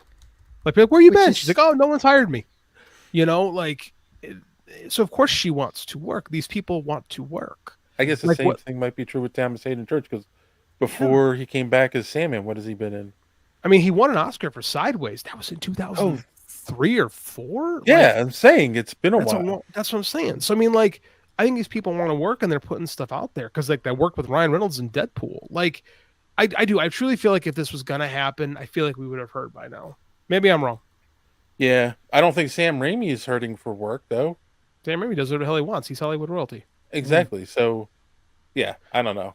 Tobey Maguire is 48. He says something like 48. 48. Yeah. Saying he's willing to do it. You know. I mean, like, what are you gonna do with? I mean, and Marvel. Here's the thing too: is Marvel's very protective of the Spider-Man IP. Yes. Right.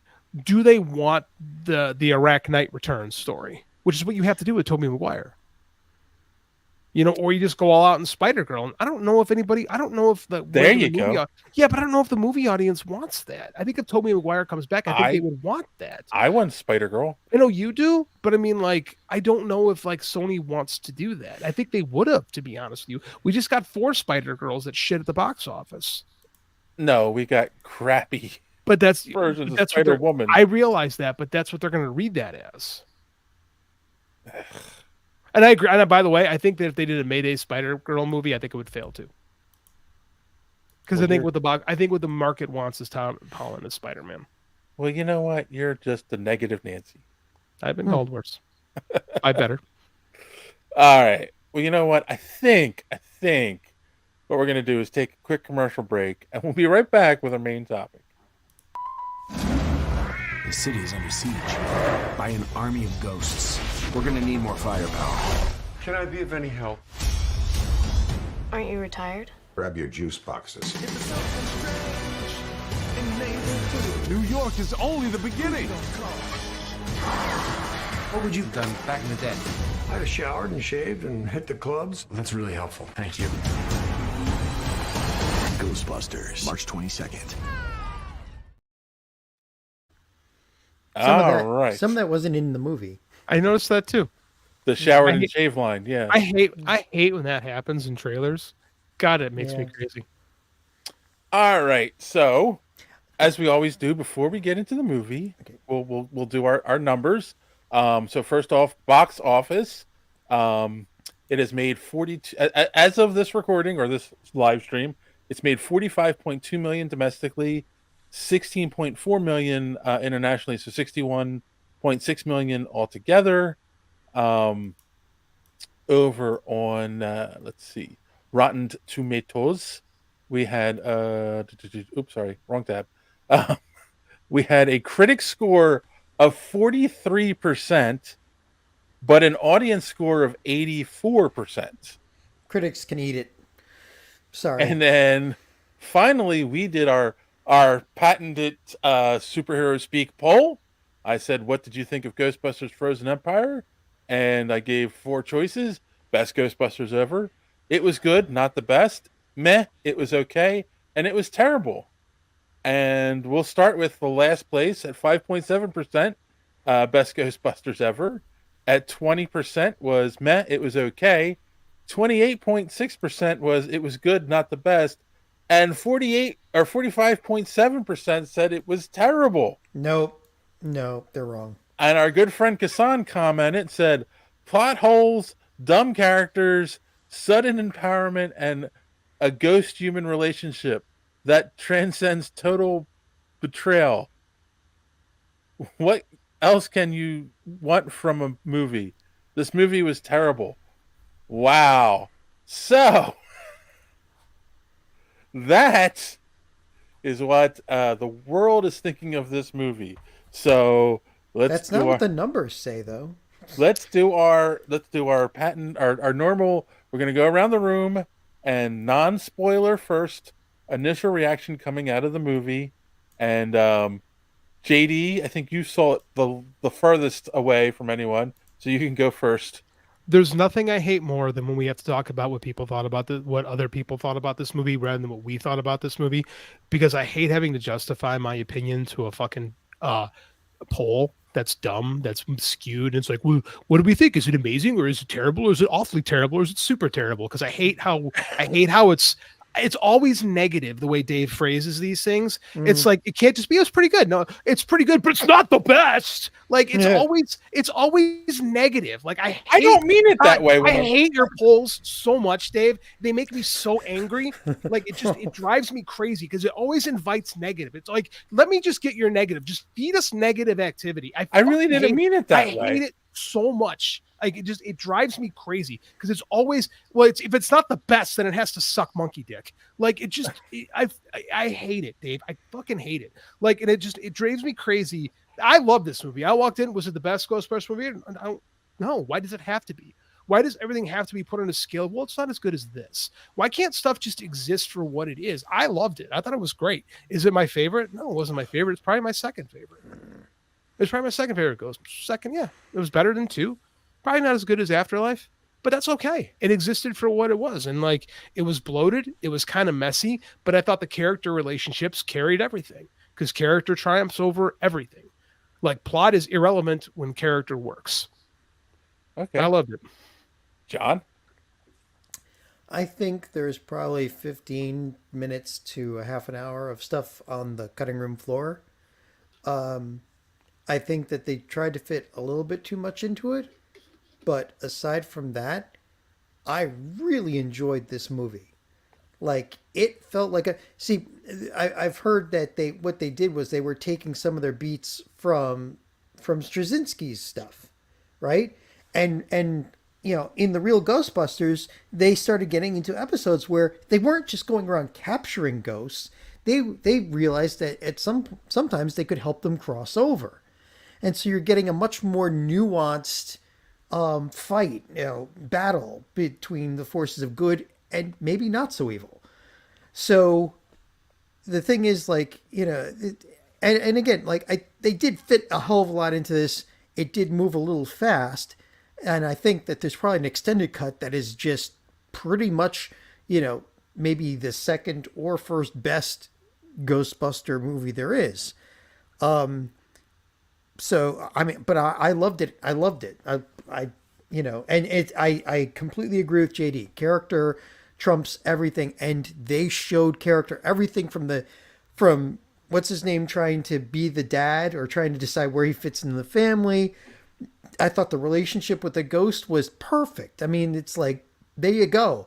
Am I supposed to shoot you now? We're friends with ghosts now? I don't know what to do. Right? Like, it's just, yeah. I think it was really good. Yeah. It's funny. I've been thinking about this movie since I left the theater. That's impressive. No, really. It's a movie that to speak to you so much that you think about it for days upon end. And like, on one hand, I liked it better than Afterlife. Because we're back in New York, so it feels more familiar as a Ghostbuster movie. And it's not back in the firehouse. We're back in New York. We're back in the firehouse. It's like, okay, here we go, Ghostbusters. But I do agree there is some criticism, and John kind of just said it. You said it. They threw so much into this movie. They kind of lost direction a little bit. Like they. And here's the thing, and I want to say this, and I mean this sincerely, and I mean this in a good way. It's the most complicated of all the Ghostbusters movies. It is. It's the most complicated story. There are a lot of moving parts. And if you don't really pay attention to everything that's going on, you could kind of miss something. And, but I'm okay with that, where I feel like, maybe the last movie was, I can't think of the boy's name. The one from Stranger Things. Finn Wolfhard. I can't remember the character. It's Trevor. Trevor. Maybe the last movie was more Trevor's, and then this one's more Phoebe's story in a lot of ways. I kind of felt that too, and I like that idea. Like, Phoebe goes through a lot of stuff in this, kind of, we'll get into all that. But yeah, like, I like it. I really like it. Is it convoluted? Yes. Is it not as much of a love letter to the originals? I don't know. We don't need every one of them to be a love letter. Right. The last one was a love letter, big time. The last one was definitely a love letter. And anyone, all right, we're going to get into this.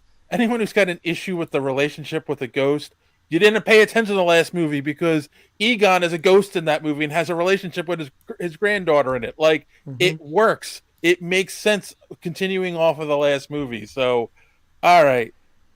Having said all that, we're going to get into spoilers now. So if you haven't seen the movie and you don't want spoilers, this is a good time to bail and come back later after you see the movie. If you don't care or if you've seen it, here we go. So the movie starts off, we're in New York, and they're the Ghostbusters. Like, the family from the first movie, the Spanglers, plus Paul Rudd, they're driving down the street and they're hunting a dragon ghost from the sewer, and it's like, this is cool. This is the action we didn't get in the original movies. Like, driving down the streets of New York and using that gunner seat, and like, I'm like, this is cool. Like, what were you guys thinking at this point? Oh, I loved it. My wife brought up a good point. She's like, how did they get here? Like, my wife said, I feel like there's another movie between this that could have been made. Like, how did the Spanglers get from Oklahoma to New York? I don't disagree with that. I mean, like, I don't disagree. Like, I think there's a plot hole there. I think I don't want to necessarily call it a plot hole. They never explained. Obviously, Winston is now some kind of mogul, which they did explain in the last movie that he has money. There is, was it an after credit scene? It was an after credit sequence, yeah. Yeah. With the last with one. Annie Potts, yeah. With Annie Potts. So like they just put an apple out. They didn't explain that, and they kind of explain what's going on. And I will say that's one thing I kind of had an issue with in this movie. Not so much that Winston's a mogul and he bought the firehouse and he's why would that have a problem? No, and he's funding the Ghostbusters, but he doesn't tell them what's going on either. Just he brought them out to New York. They're the Ghostbusters now, but he's got this whole other secret lab he doesn't tell them about until they need to see it. I kind of feel like we needed a little bit of an info dump and we didn't get it. Here's another issue I had. Like you said, this is more. You felt the first movie was more Trevor's story. I disagree. I felt like the last movie was Phoebe's story, and this one was also Phoebe's story. But I felt like Paul Rudd's character really drives a lot of the movie. Like a lot of the heart of the film is him. Okay. And are they married now? Was a question that I had. No, I feel like they're not married yet. She calls him dad at the end. At the end, yeah. Which I like. It's a great little sequence. But I feel like we need. I just feel like I feel like I needed an info dump. In that car. I feel like we should have laid some stuff out there that they didn't. I'm going to say this, and I do think John's right. And when we watched that commercial that I just played, there's definitely stuff that's on the cutting room floor. For sure.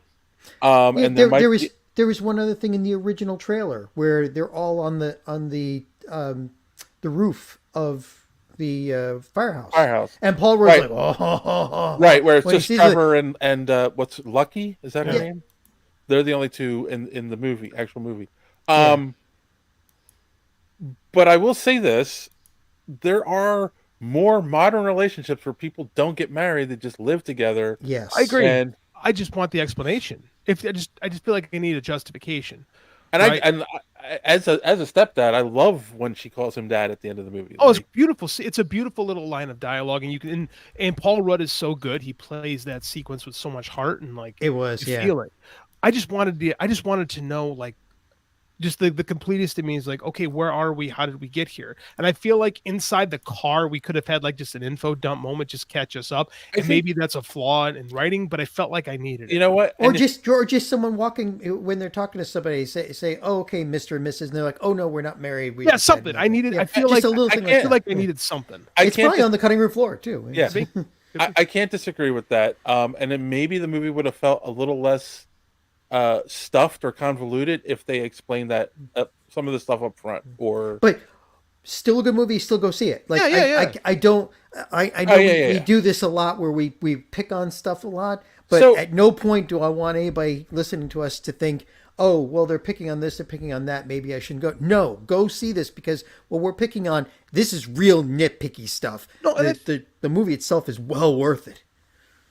I agree with you. I think that sometimes is like not just us, but people who talk about movies, we talk about like some flaws in it, but like Okay. I kind of like as I get older, I kind of like talking about the warts of a movie and the warts of a story because I think that's what gives a story personality. Like I think sometimes, like, and this is what executives do a lot, is they give note upon note upon note, and like you try to scrape away all the warts, and eventually you wind up losing some personality in the story. And like I said, as I've grown older, I've kind of grown to appreciate the flaws in the story because I think it's within the flaws that you get like some personality that comes out when you're not just trying to check off all the boxes.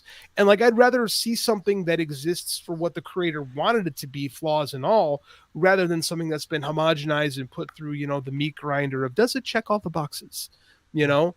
Again, there's flaws, but like you talk about the flaws, and sometimes the flaws kind of help make the story what it is, and I think that's not a bad thing necessarily. Yes. By the way, I want to say, in this, they used a lot of practical effects. You could tell. Yeah. And you could tell, but you could tell in a good way. Mm-hmm. Like it looks so much better than what they could have done with CGI, like they did in the Ghostbuster movie that doesn't exist. It's you know.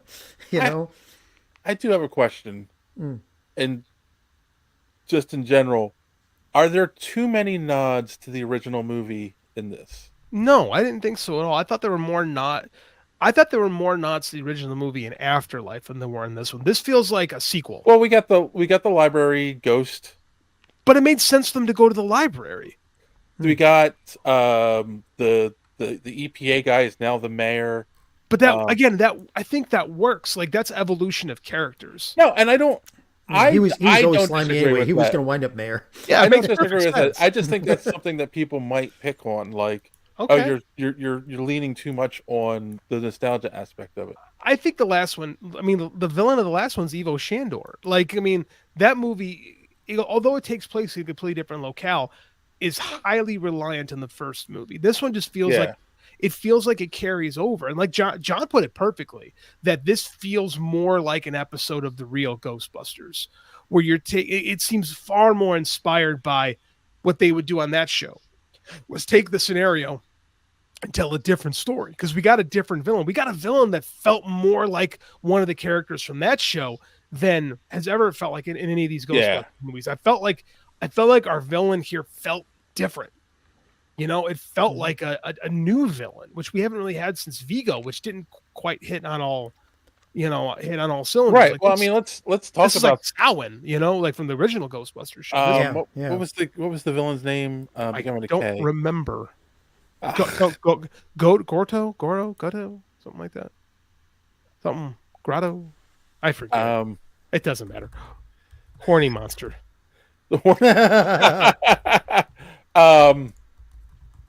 All right. Well, while John types in the name, looks up the name. Right, but let's talk about his story, right? Because he's got a story. He's got a story. Garaka. I knew it was a G something. Goro. I got the wrong Mortal Kombat character. I was thinking Baraka. Still have my red Ghostbusters Venkman, my real Ghostbusters Venkman. I had those. So a child destroyed all my toys. So I mean, that's another thing, right? Like we start off in the 1800s, New York. They go to the fire department gets called, coming out of the original firehouse. I thought that. I mean, you know, of course. I mean, it makes sense in a movie world. It's our first flashback in a Ghostbusters movie, right? And we have the aristocrats, and they're all frozen in the room, and the woman has the orb, who we find out later that family is the guardians of the orb. But like the movie, like it starts off, his story starts off with oh god, I can't think of his name, the comedian that's in the movie who's the fire guy, ends up being the fire. Kumail Nanjiani. Nanjiani dropping that off to not Peter Venkman, I'm sorry. Ray Stantz, who is now Dave. sorry. Ray Stantz, who's now, you know, has an occult shop, which they established in the last movie as well. And he's always had an occult shop, like in almost every continuity. Yeah. Right. Like the villain story doesn't work unless it gets dropped off to Ray. right? Like it's a plot convenience thing. But it makes sense. That's all fiction, man. Fiction doesn't happen unless like the Raiders of the Lost Ark doesn't happen unless someone comes to Indiana Jones. Like that's fine. Those like there are plot contrivances that make fiction work, and that's okay. I'm not saying it's wrong. I'm yelling at mythical critics, Dave. I'm not yelling at you. There are times when plot contrivance doesn't make any sense. This made perfect sense, though. The guy was a slime bag. He's looking to make money. He has some stuff that look mystical, and there's Ray right there. There you go. Really easy. That's fine. So right. So I mean, because the villain's story doesn't work unless he takes that orb to the lab, to the secret lab that the Ghostbusters have, where all these ghosts are now being kept. Which it would logically go to once Ray had it. It also feels like the Garaka kind of manipulates some of the situation to unfold the way it does. Because he is like speaking them, it feels like he's a master chess player, kind of moving everyone into position so he can get what he wants, which makes him feel like more of a threat as a villain. Because like in the previous Ghostbusters movies, the villains are very abstract. Whereas in this one, the villain very clearly is driving the story, which I kind of liked. It was different. Right. Exactly. And then the girl's ghost that we meet, Phoebe plays chess with in the park, right? Like they have a conversation. You're talking Melody. Melody, that's it. Thank you. Melody, Ellen Lind. Like they have the conversation. They become fast friends. But like then you find out later that she's manipulating Phoebe, so that she can get her to essentially kill herself, that was the weird thing in this movie. I thought that sequence, not the relationship, the like, oh, let me be a ghost instead of like, let me figure out how I can. So I got a take on that. Okay.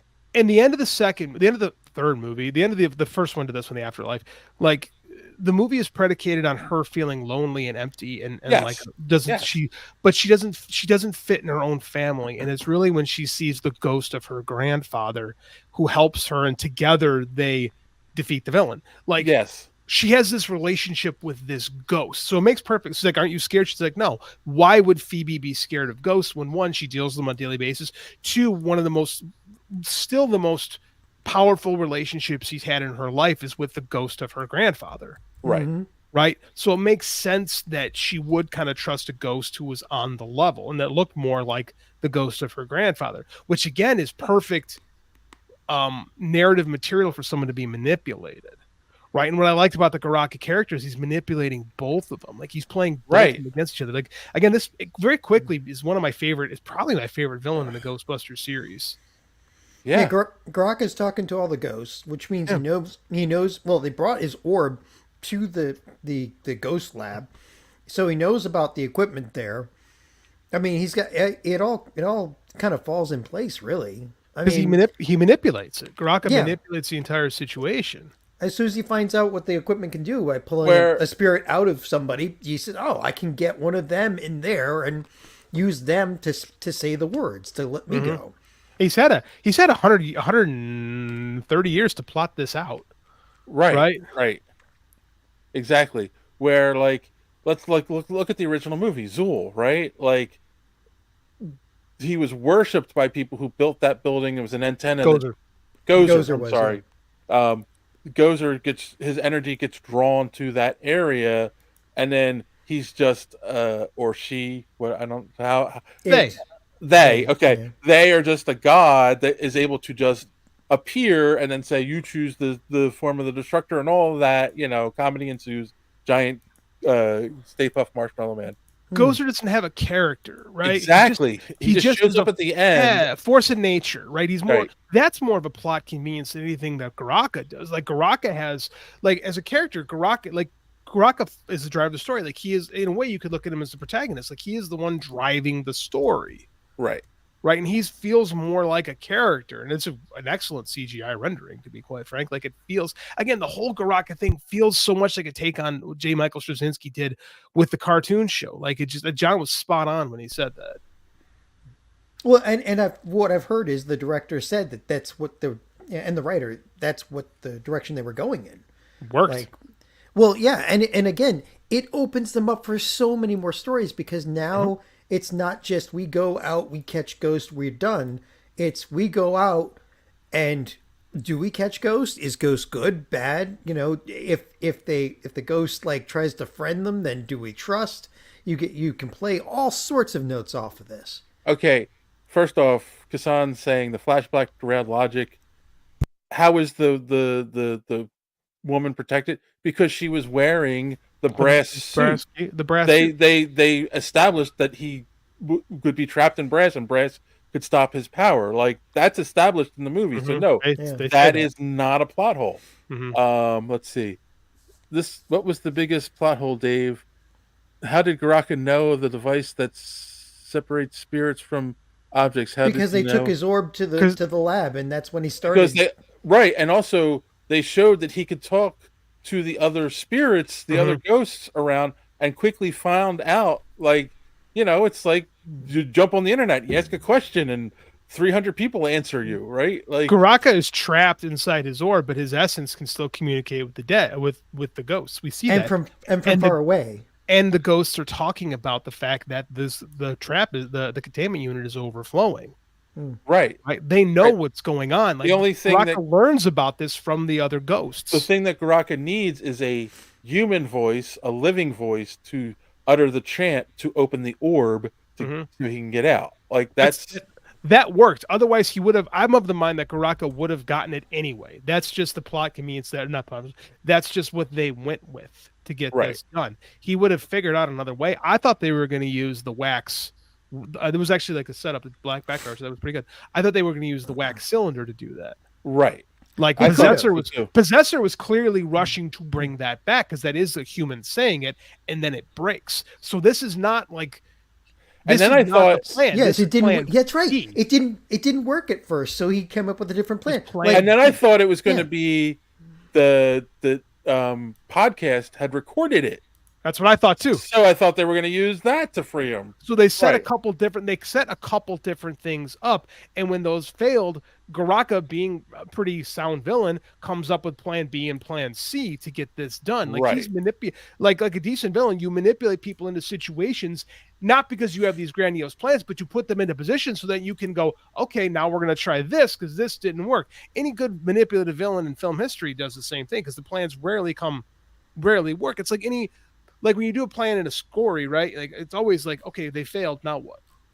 You fail your first obstacle. Now what happens? Like I said, Garaka's the driver of the movie. Yeah, no plan survives first contact on the battlefield. Yeah, and it worked pretty good, I thought. I like this whole thing. And again, the writing was so good that it showed you, well, yeah, he had all these different avenues. He just had to pick one of them. And one day he picked the cylinder. It didn't work. It broke. So because he didn't expect a Ghostbuster to be there to destroy the lion at the end and crush the cylinder. So yeah, it I don't know. The writing in this gets better the more I think about it. Because Von says, how did he know that Phoebe was thinking about using the device in a human body? It was hinted that Phoebe was the main catalyst. He asked Melody if she completed her task yet. He didn't. He manipulates it. Like Phoebe makes a decision on her own when seeing what it can do, right?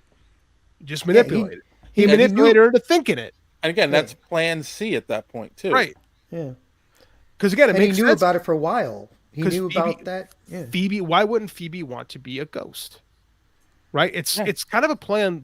I mean, like I hate to. I'm going to take this, but like in their world, there's being a ghost, and the end it might not be the worst thing. So Phoebe, I mean, it's kind of dark when you think about it, but Phoebe experimenting with being a ghost isn't out of character for her, and isn't out of character in that moment. Because ghosts aren't scary for her. They aren't scary. That state of being is just another state of being for her. It's not the end. Mm-hmm. Right. Exactly. And of course, Garaka knew about the machine because again, talking to ghosts, there are all those ghosts that are in the lab to tell him what they're doing. So yeah, and like Dave said, this is Plan C at this point. Like it all, I don't know. It works. Again, there could have been more connective tissue to make it easier to follow the plot, but and some of that may be on the cutting room floor because it was just shy of 2 hours long. It's bloated. I'm not going to argue that. Oh Like, yeah, there's- no, there's too many characters. They could have condensed some things. They could have done one movie first and had the lab brought Could've been into two that, movies. and then done this. Could have been two movies. Yeah, Let's be honest, right? could have been The two Slimer That stuff would have wasn't been awesome. necessary. Could have been. What's that, Dave? The Slimer stuff wasn't necessary. No, that's for us. That's the hunt. That's the kickbacks to one is Yeah. to give Trevor something to do, because Trevor doesn't do much in the movie. Right. And that's the thing, right? Like I felt like they kept it in so Trevor was doing something, but at the end of the day, if they had shown a little more expedition dump about how we got here Exploded. and cut out the Trevor stuff with Slimer. You could have cut Patton Oswalt too and have Ray just find that stuff on his own. Okay. You know? That's the other thing I wanted to talk about. I did think that was odd. Like Ray was the one in the original movies that figured out all that occult, knew all that occult stuff, figured all that stuff out.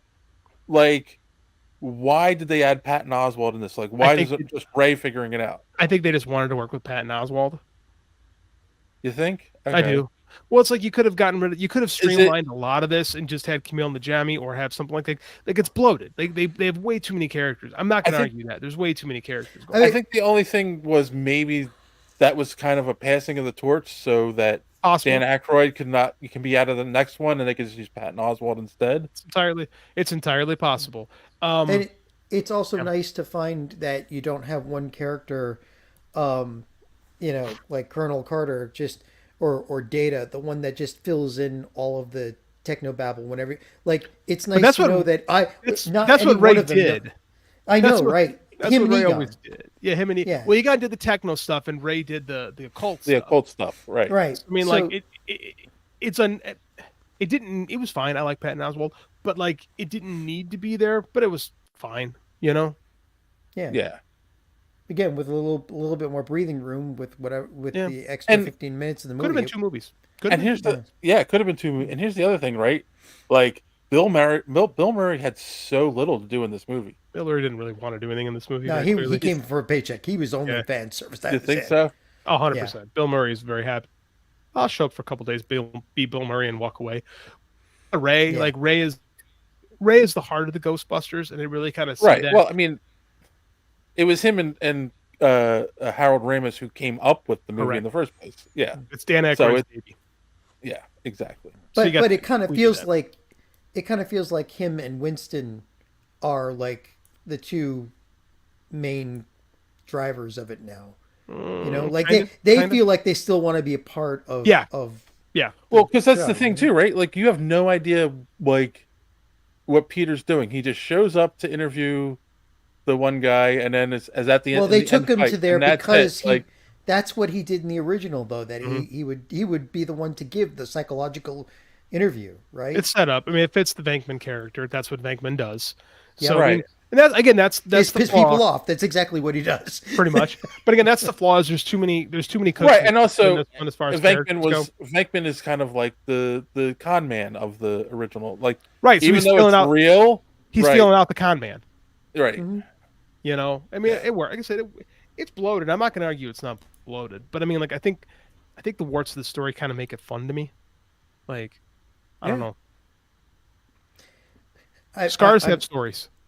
Yeah, I still actually, if they had expanded this and made it two movies, where the second one started with when Baraka was released, so like the first movie's the build up and everything, and the second movie is just all. And the first one with the ice, right? Yeah. And then the second one, and then the second one they have to figure out. What God. happened. That'd have been awesome. Yeah. That would have been really awesome. And it would have given them plenty of time to give all the rest of them something to do. I agree.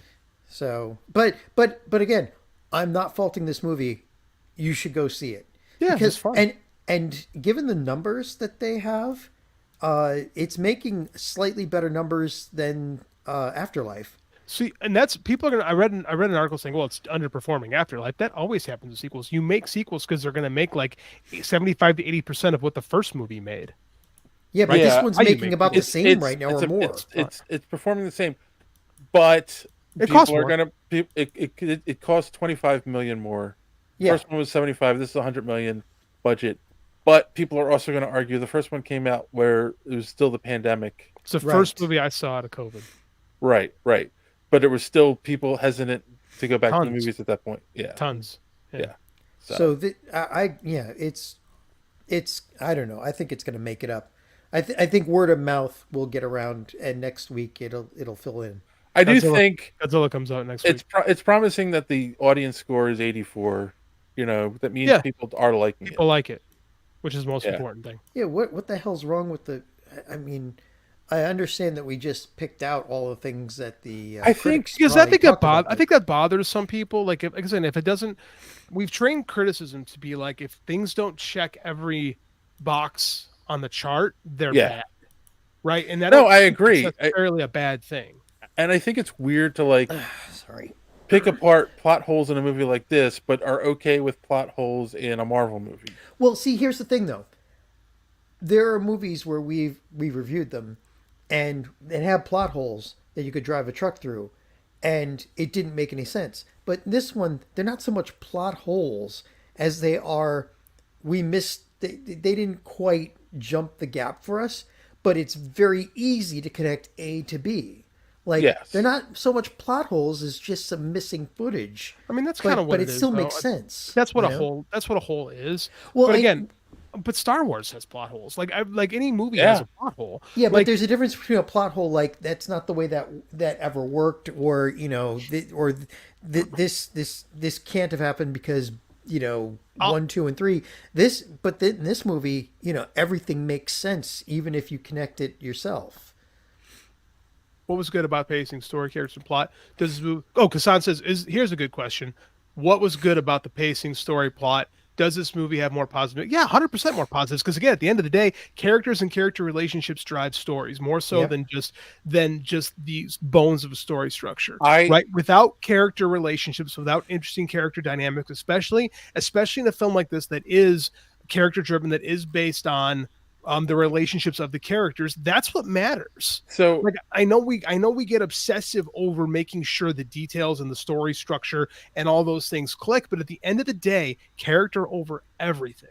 I think having a relationship with a ghost who isn't related to them, isn't related to Phoebe, was a great I agree. A great thing. That was a very good positive. And don't forget that Ray got a blowjob from a ghost in the first movie. I don't know why that had to be brought up, but that did happen. No, but I'm saying that was a dream. That didn't happen. That was his dream. Yeah. Are you sure? That was it was because it switched right after that. They switched the scene of him falling off of the bed. The screen does a do, and they have the harp sound that signifies dream. And then he fell out of the bed. Listen, I can only see, dude. It's my fucking show. I can say whatever I fucking want on my show without having to be ordered to make a list. Okay, man. Listen, I fucking love Phoebe, the movie. Sue me. Phoebe and the relationship with Melody is a positive. It was well done, well acted. It was well put together. It highlighted a girl at 15 who's having a hard time finding her place in the world and can only connect with the undead, or a ghost, or whatever you want to call it. The mom trying to hold it all together. The mom trying to hold it all together, who has a rebellious teenager who's saying, "Oh, you're only here because you're the mom." Everyone who's had a mom, has had a teenage daughter, has gone through that. We have a villain. We have an interesting villain for the first time in the series, right? We have a villain with actually some teeth. Dave is out.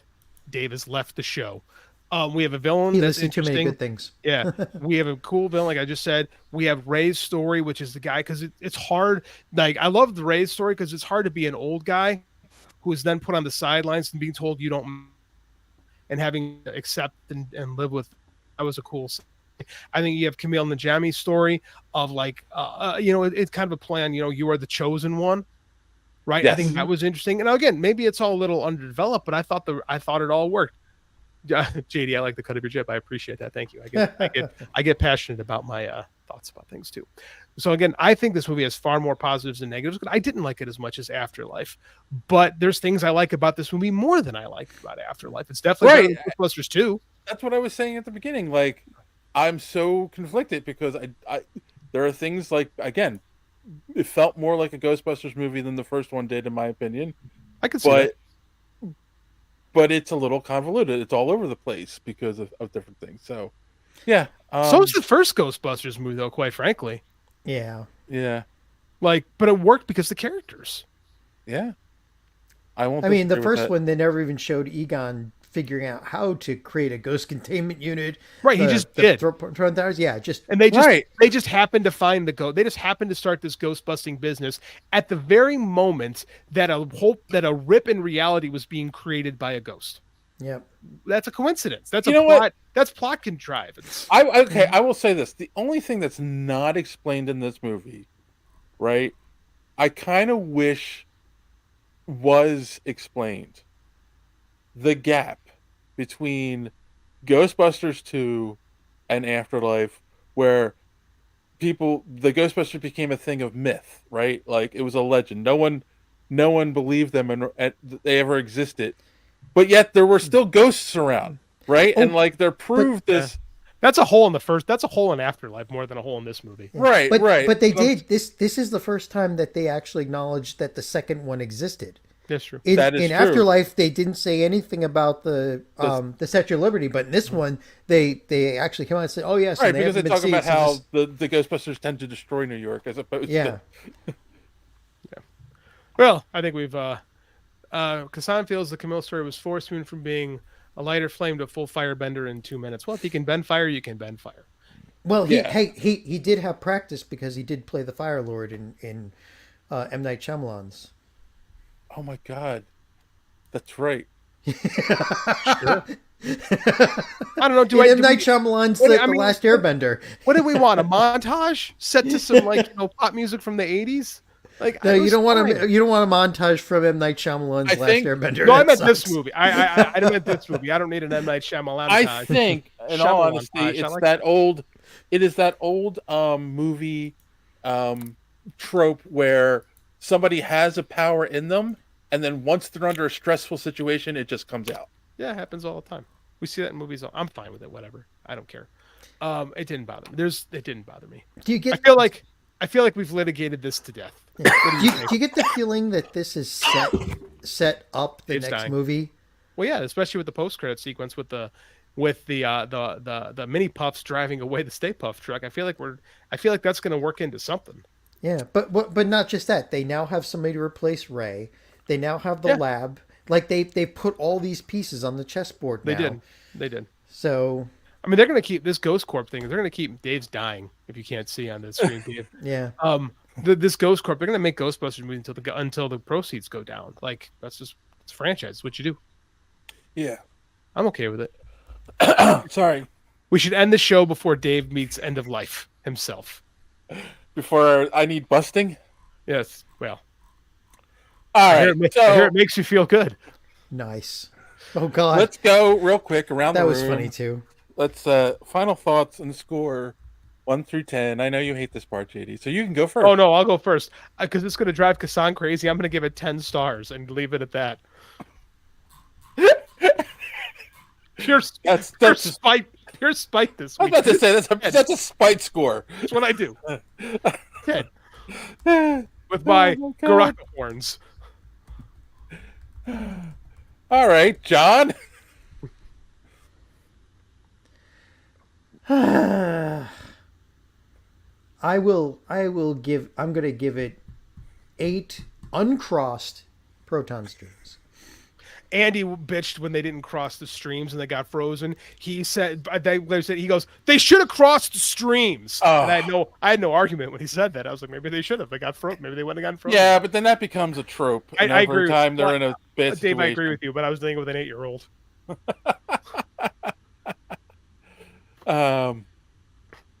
Okay. Yeah. And then email to Thronkill. Thronkill says I'll have his thoughts next week. Yeah, email it. We'll love to read them. All right. You know what? I'll agree with John. I'll give it an 8. Was it the best Ghostbusters movie? No. Was it better than 2? Yes. Was it better than the 2014 movie? Yes. 2016, yeah. 2016, sorry. Anything's better than that. I'm sorry. The biggest thing with that movie is it was not good. Yeah. They made a lot of they made a lot of bold proclamations in that movie, and then when they released it, it was not good. Well, it's made by people who didn't understand the appeal of the original movie, and they put four of the funniest women to ever be on film into a movie, and it wasn't funny. So the funniest person was Chris Hemsworth. Hey man, Aykroyd and Belushi were in 1941 and was directed by Steven Spielberg, and that is not a funny movie. It is a weird one though. It's weird as hell. All right, if you, okay, wait. What did you give Afterlife, JD? If you're giving this one a 10, 10.5. All right, there you go. Woohoo! All right, so that's it. If you haven't yet, go see the movie. We recommend it. All right, let's us now go around the room and wrap this up as we normally do. Do you have any recommendations for the people, or what did you learn on the podcast this week? And this time, John, you can go first. I don't know. I'm too tired to have a rational thought right now. I haven't. So give us any rational thoughts. We like your irrational thoughts. My only recommendation is to go see this movie. Really, like I can't tell you any reason not to. No matter what, just ignore the critics. Ignore anybody who's really picking ignore on Kassan. Kassan a hater, man. I think Kassan knows the deal. I mean, like, you know, it's like us. You can nitpick on it and then say, no, man, you gotta see this. This is really worth it. So, I don't think that's what he's saying, though. Well, we're saying, not what he's saying. It's funny because I'm the biggest nitpicker here. This is true. and I'm saying, screw it, you know, go see it. Yeah, that's it. I don't have any learned lessons right now. All right, JD. I learned that I can get fired up defending things. I didn't learn that. We all know that. Go see. It was fun. I quite enjoyed it. Watch XMen 97. Right. Different strokes for different folks. Kassan says, "LOL, different strokes for different folks. If you like it, you like it." And I do like it, God damn it. I liked X-Men 97 too. I got to watch the second episode because I haven't watched it yet. It was good. If you have to have a child with tonsils problems, get them removed before it becomes a bigger problem. Apparently, did you guys know that tonsils are like belly buttons? There's innies and there's outies, right? I did not know that. I didn't know. I learned this from the doctor. Andy's tonsils were innies, and they were actually bigger than they thought they were going to be. So apparently my kid's got gigantosaur or had gigantosaur tonsils, and his adenoids are blocking like 30% of his airways. So, Jesus. Yeah, I'm glad we had the surgery. And yet they still they think that don't just get your tonsils out, get them out if there's a problem, but otherwise I think I want to get mine taken out after learning this. Well, they still have something to do with your immune system. So, like, yeah, there's still debate on whether or not removing them is a good thing. I actually have never had mine out. Me neither. I mean, obviously, you have to get them out if they're a problem, just like an appendix. You don't want it to burst. So. Exactly. Yeah. So I've had my gallbladder out. So I've never had a surgery. Me neither. Now that you've both said that, I'm getting in a car wreck on the way home. Yeah. Oh my God, you went really dark. All right. Well, I learned that John can go dark really fast. Yeah. I'm a little nervous. I'll be fine.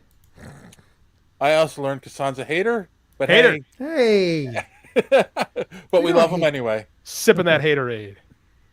Recommendations. I guess I'm gonna second both you guys. Yeah, go check out X-Men 97 if you haven't watched it yet, and definitely go see this movie because it's good and it needs you need to go see it. Don't listen to the critics. Critics are stupid.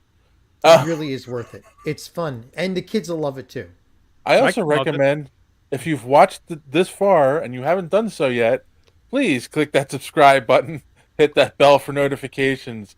Also, you know what? While you're here, please click that like button. It helps with the algorithm. Comment, all that good stuff. I need to get a GIF for that. I was going to do that and I didn't do it yet. But yeah, we really want you to do that too. Comment and like.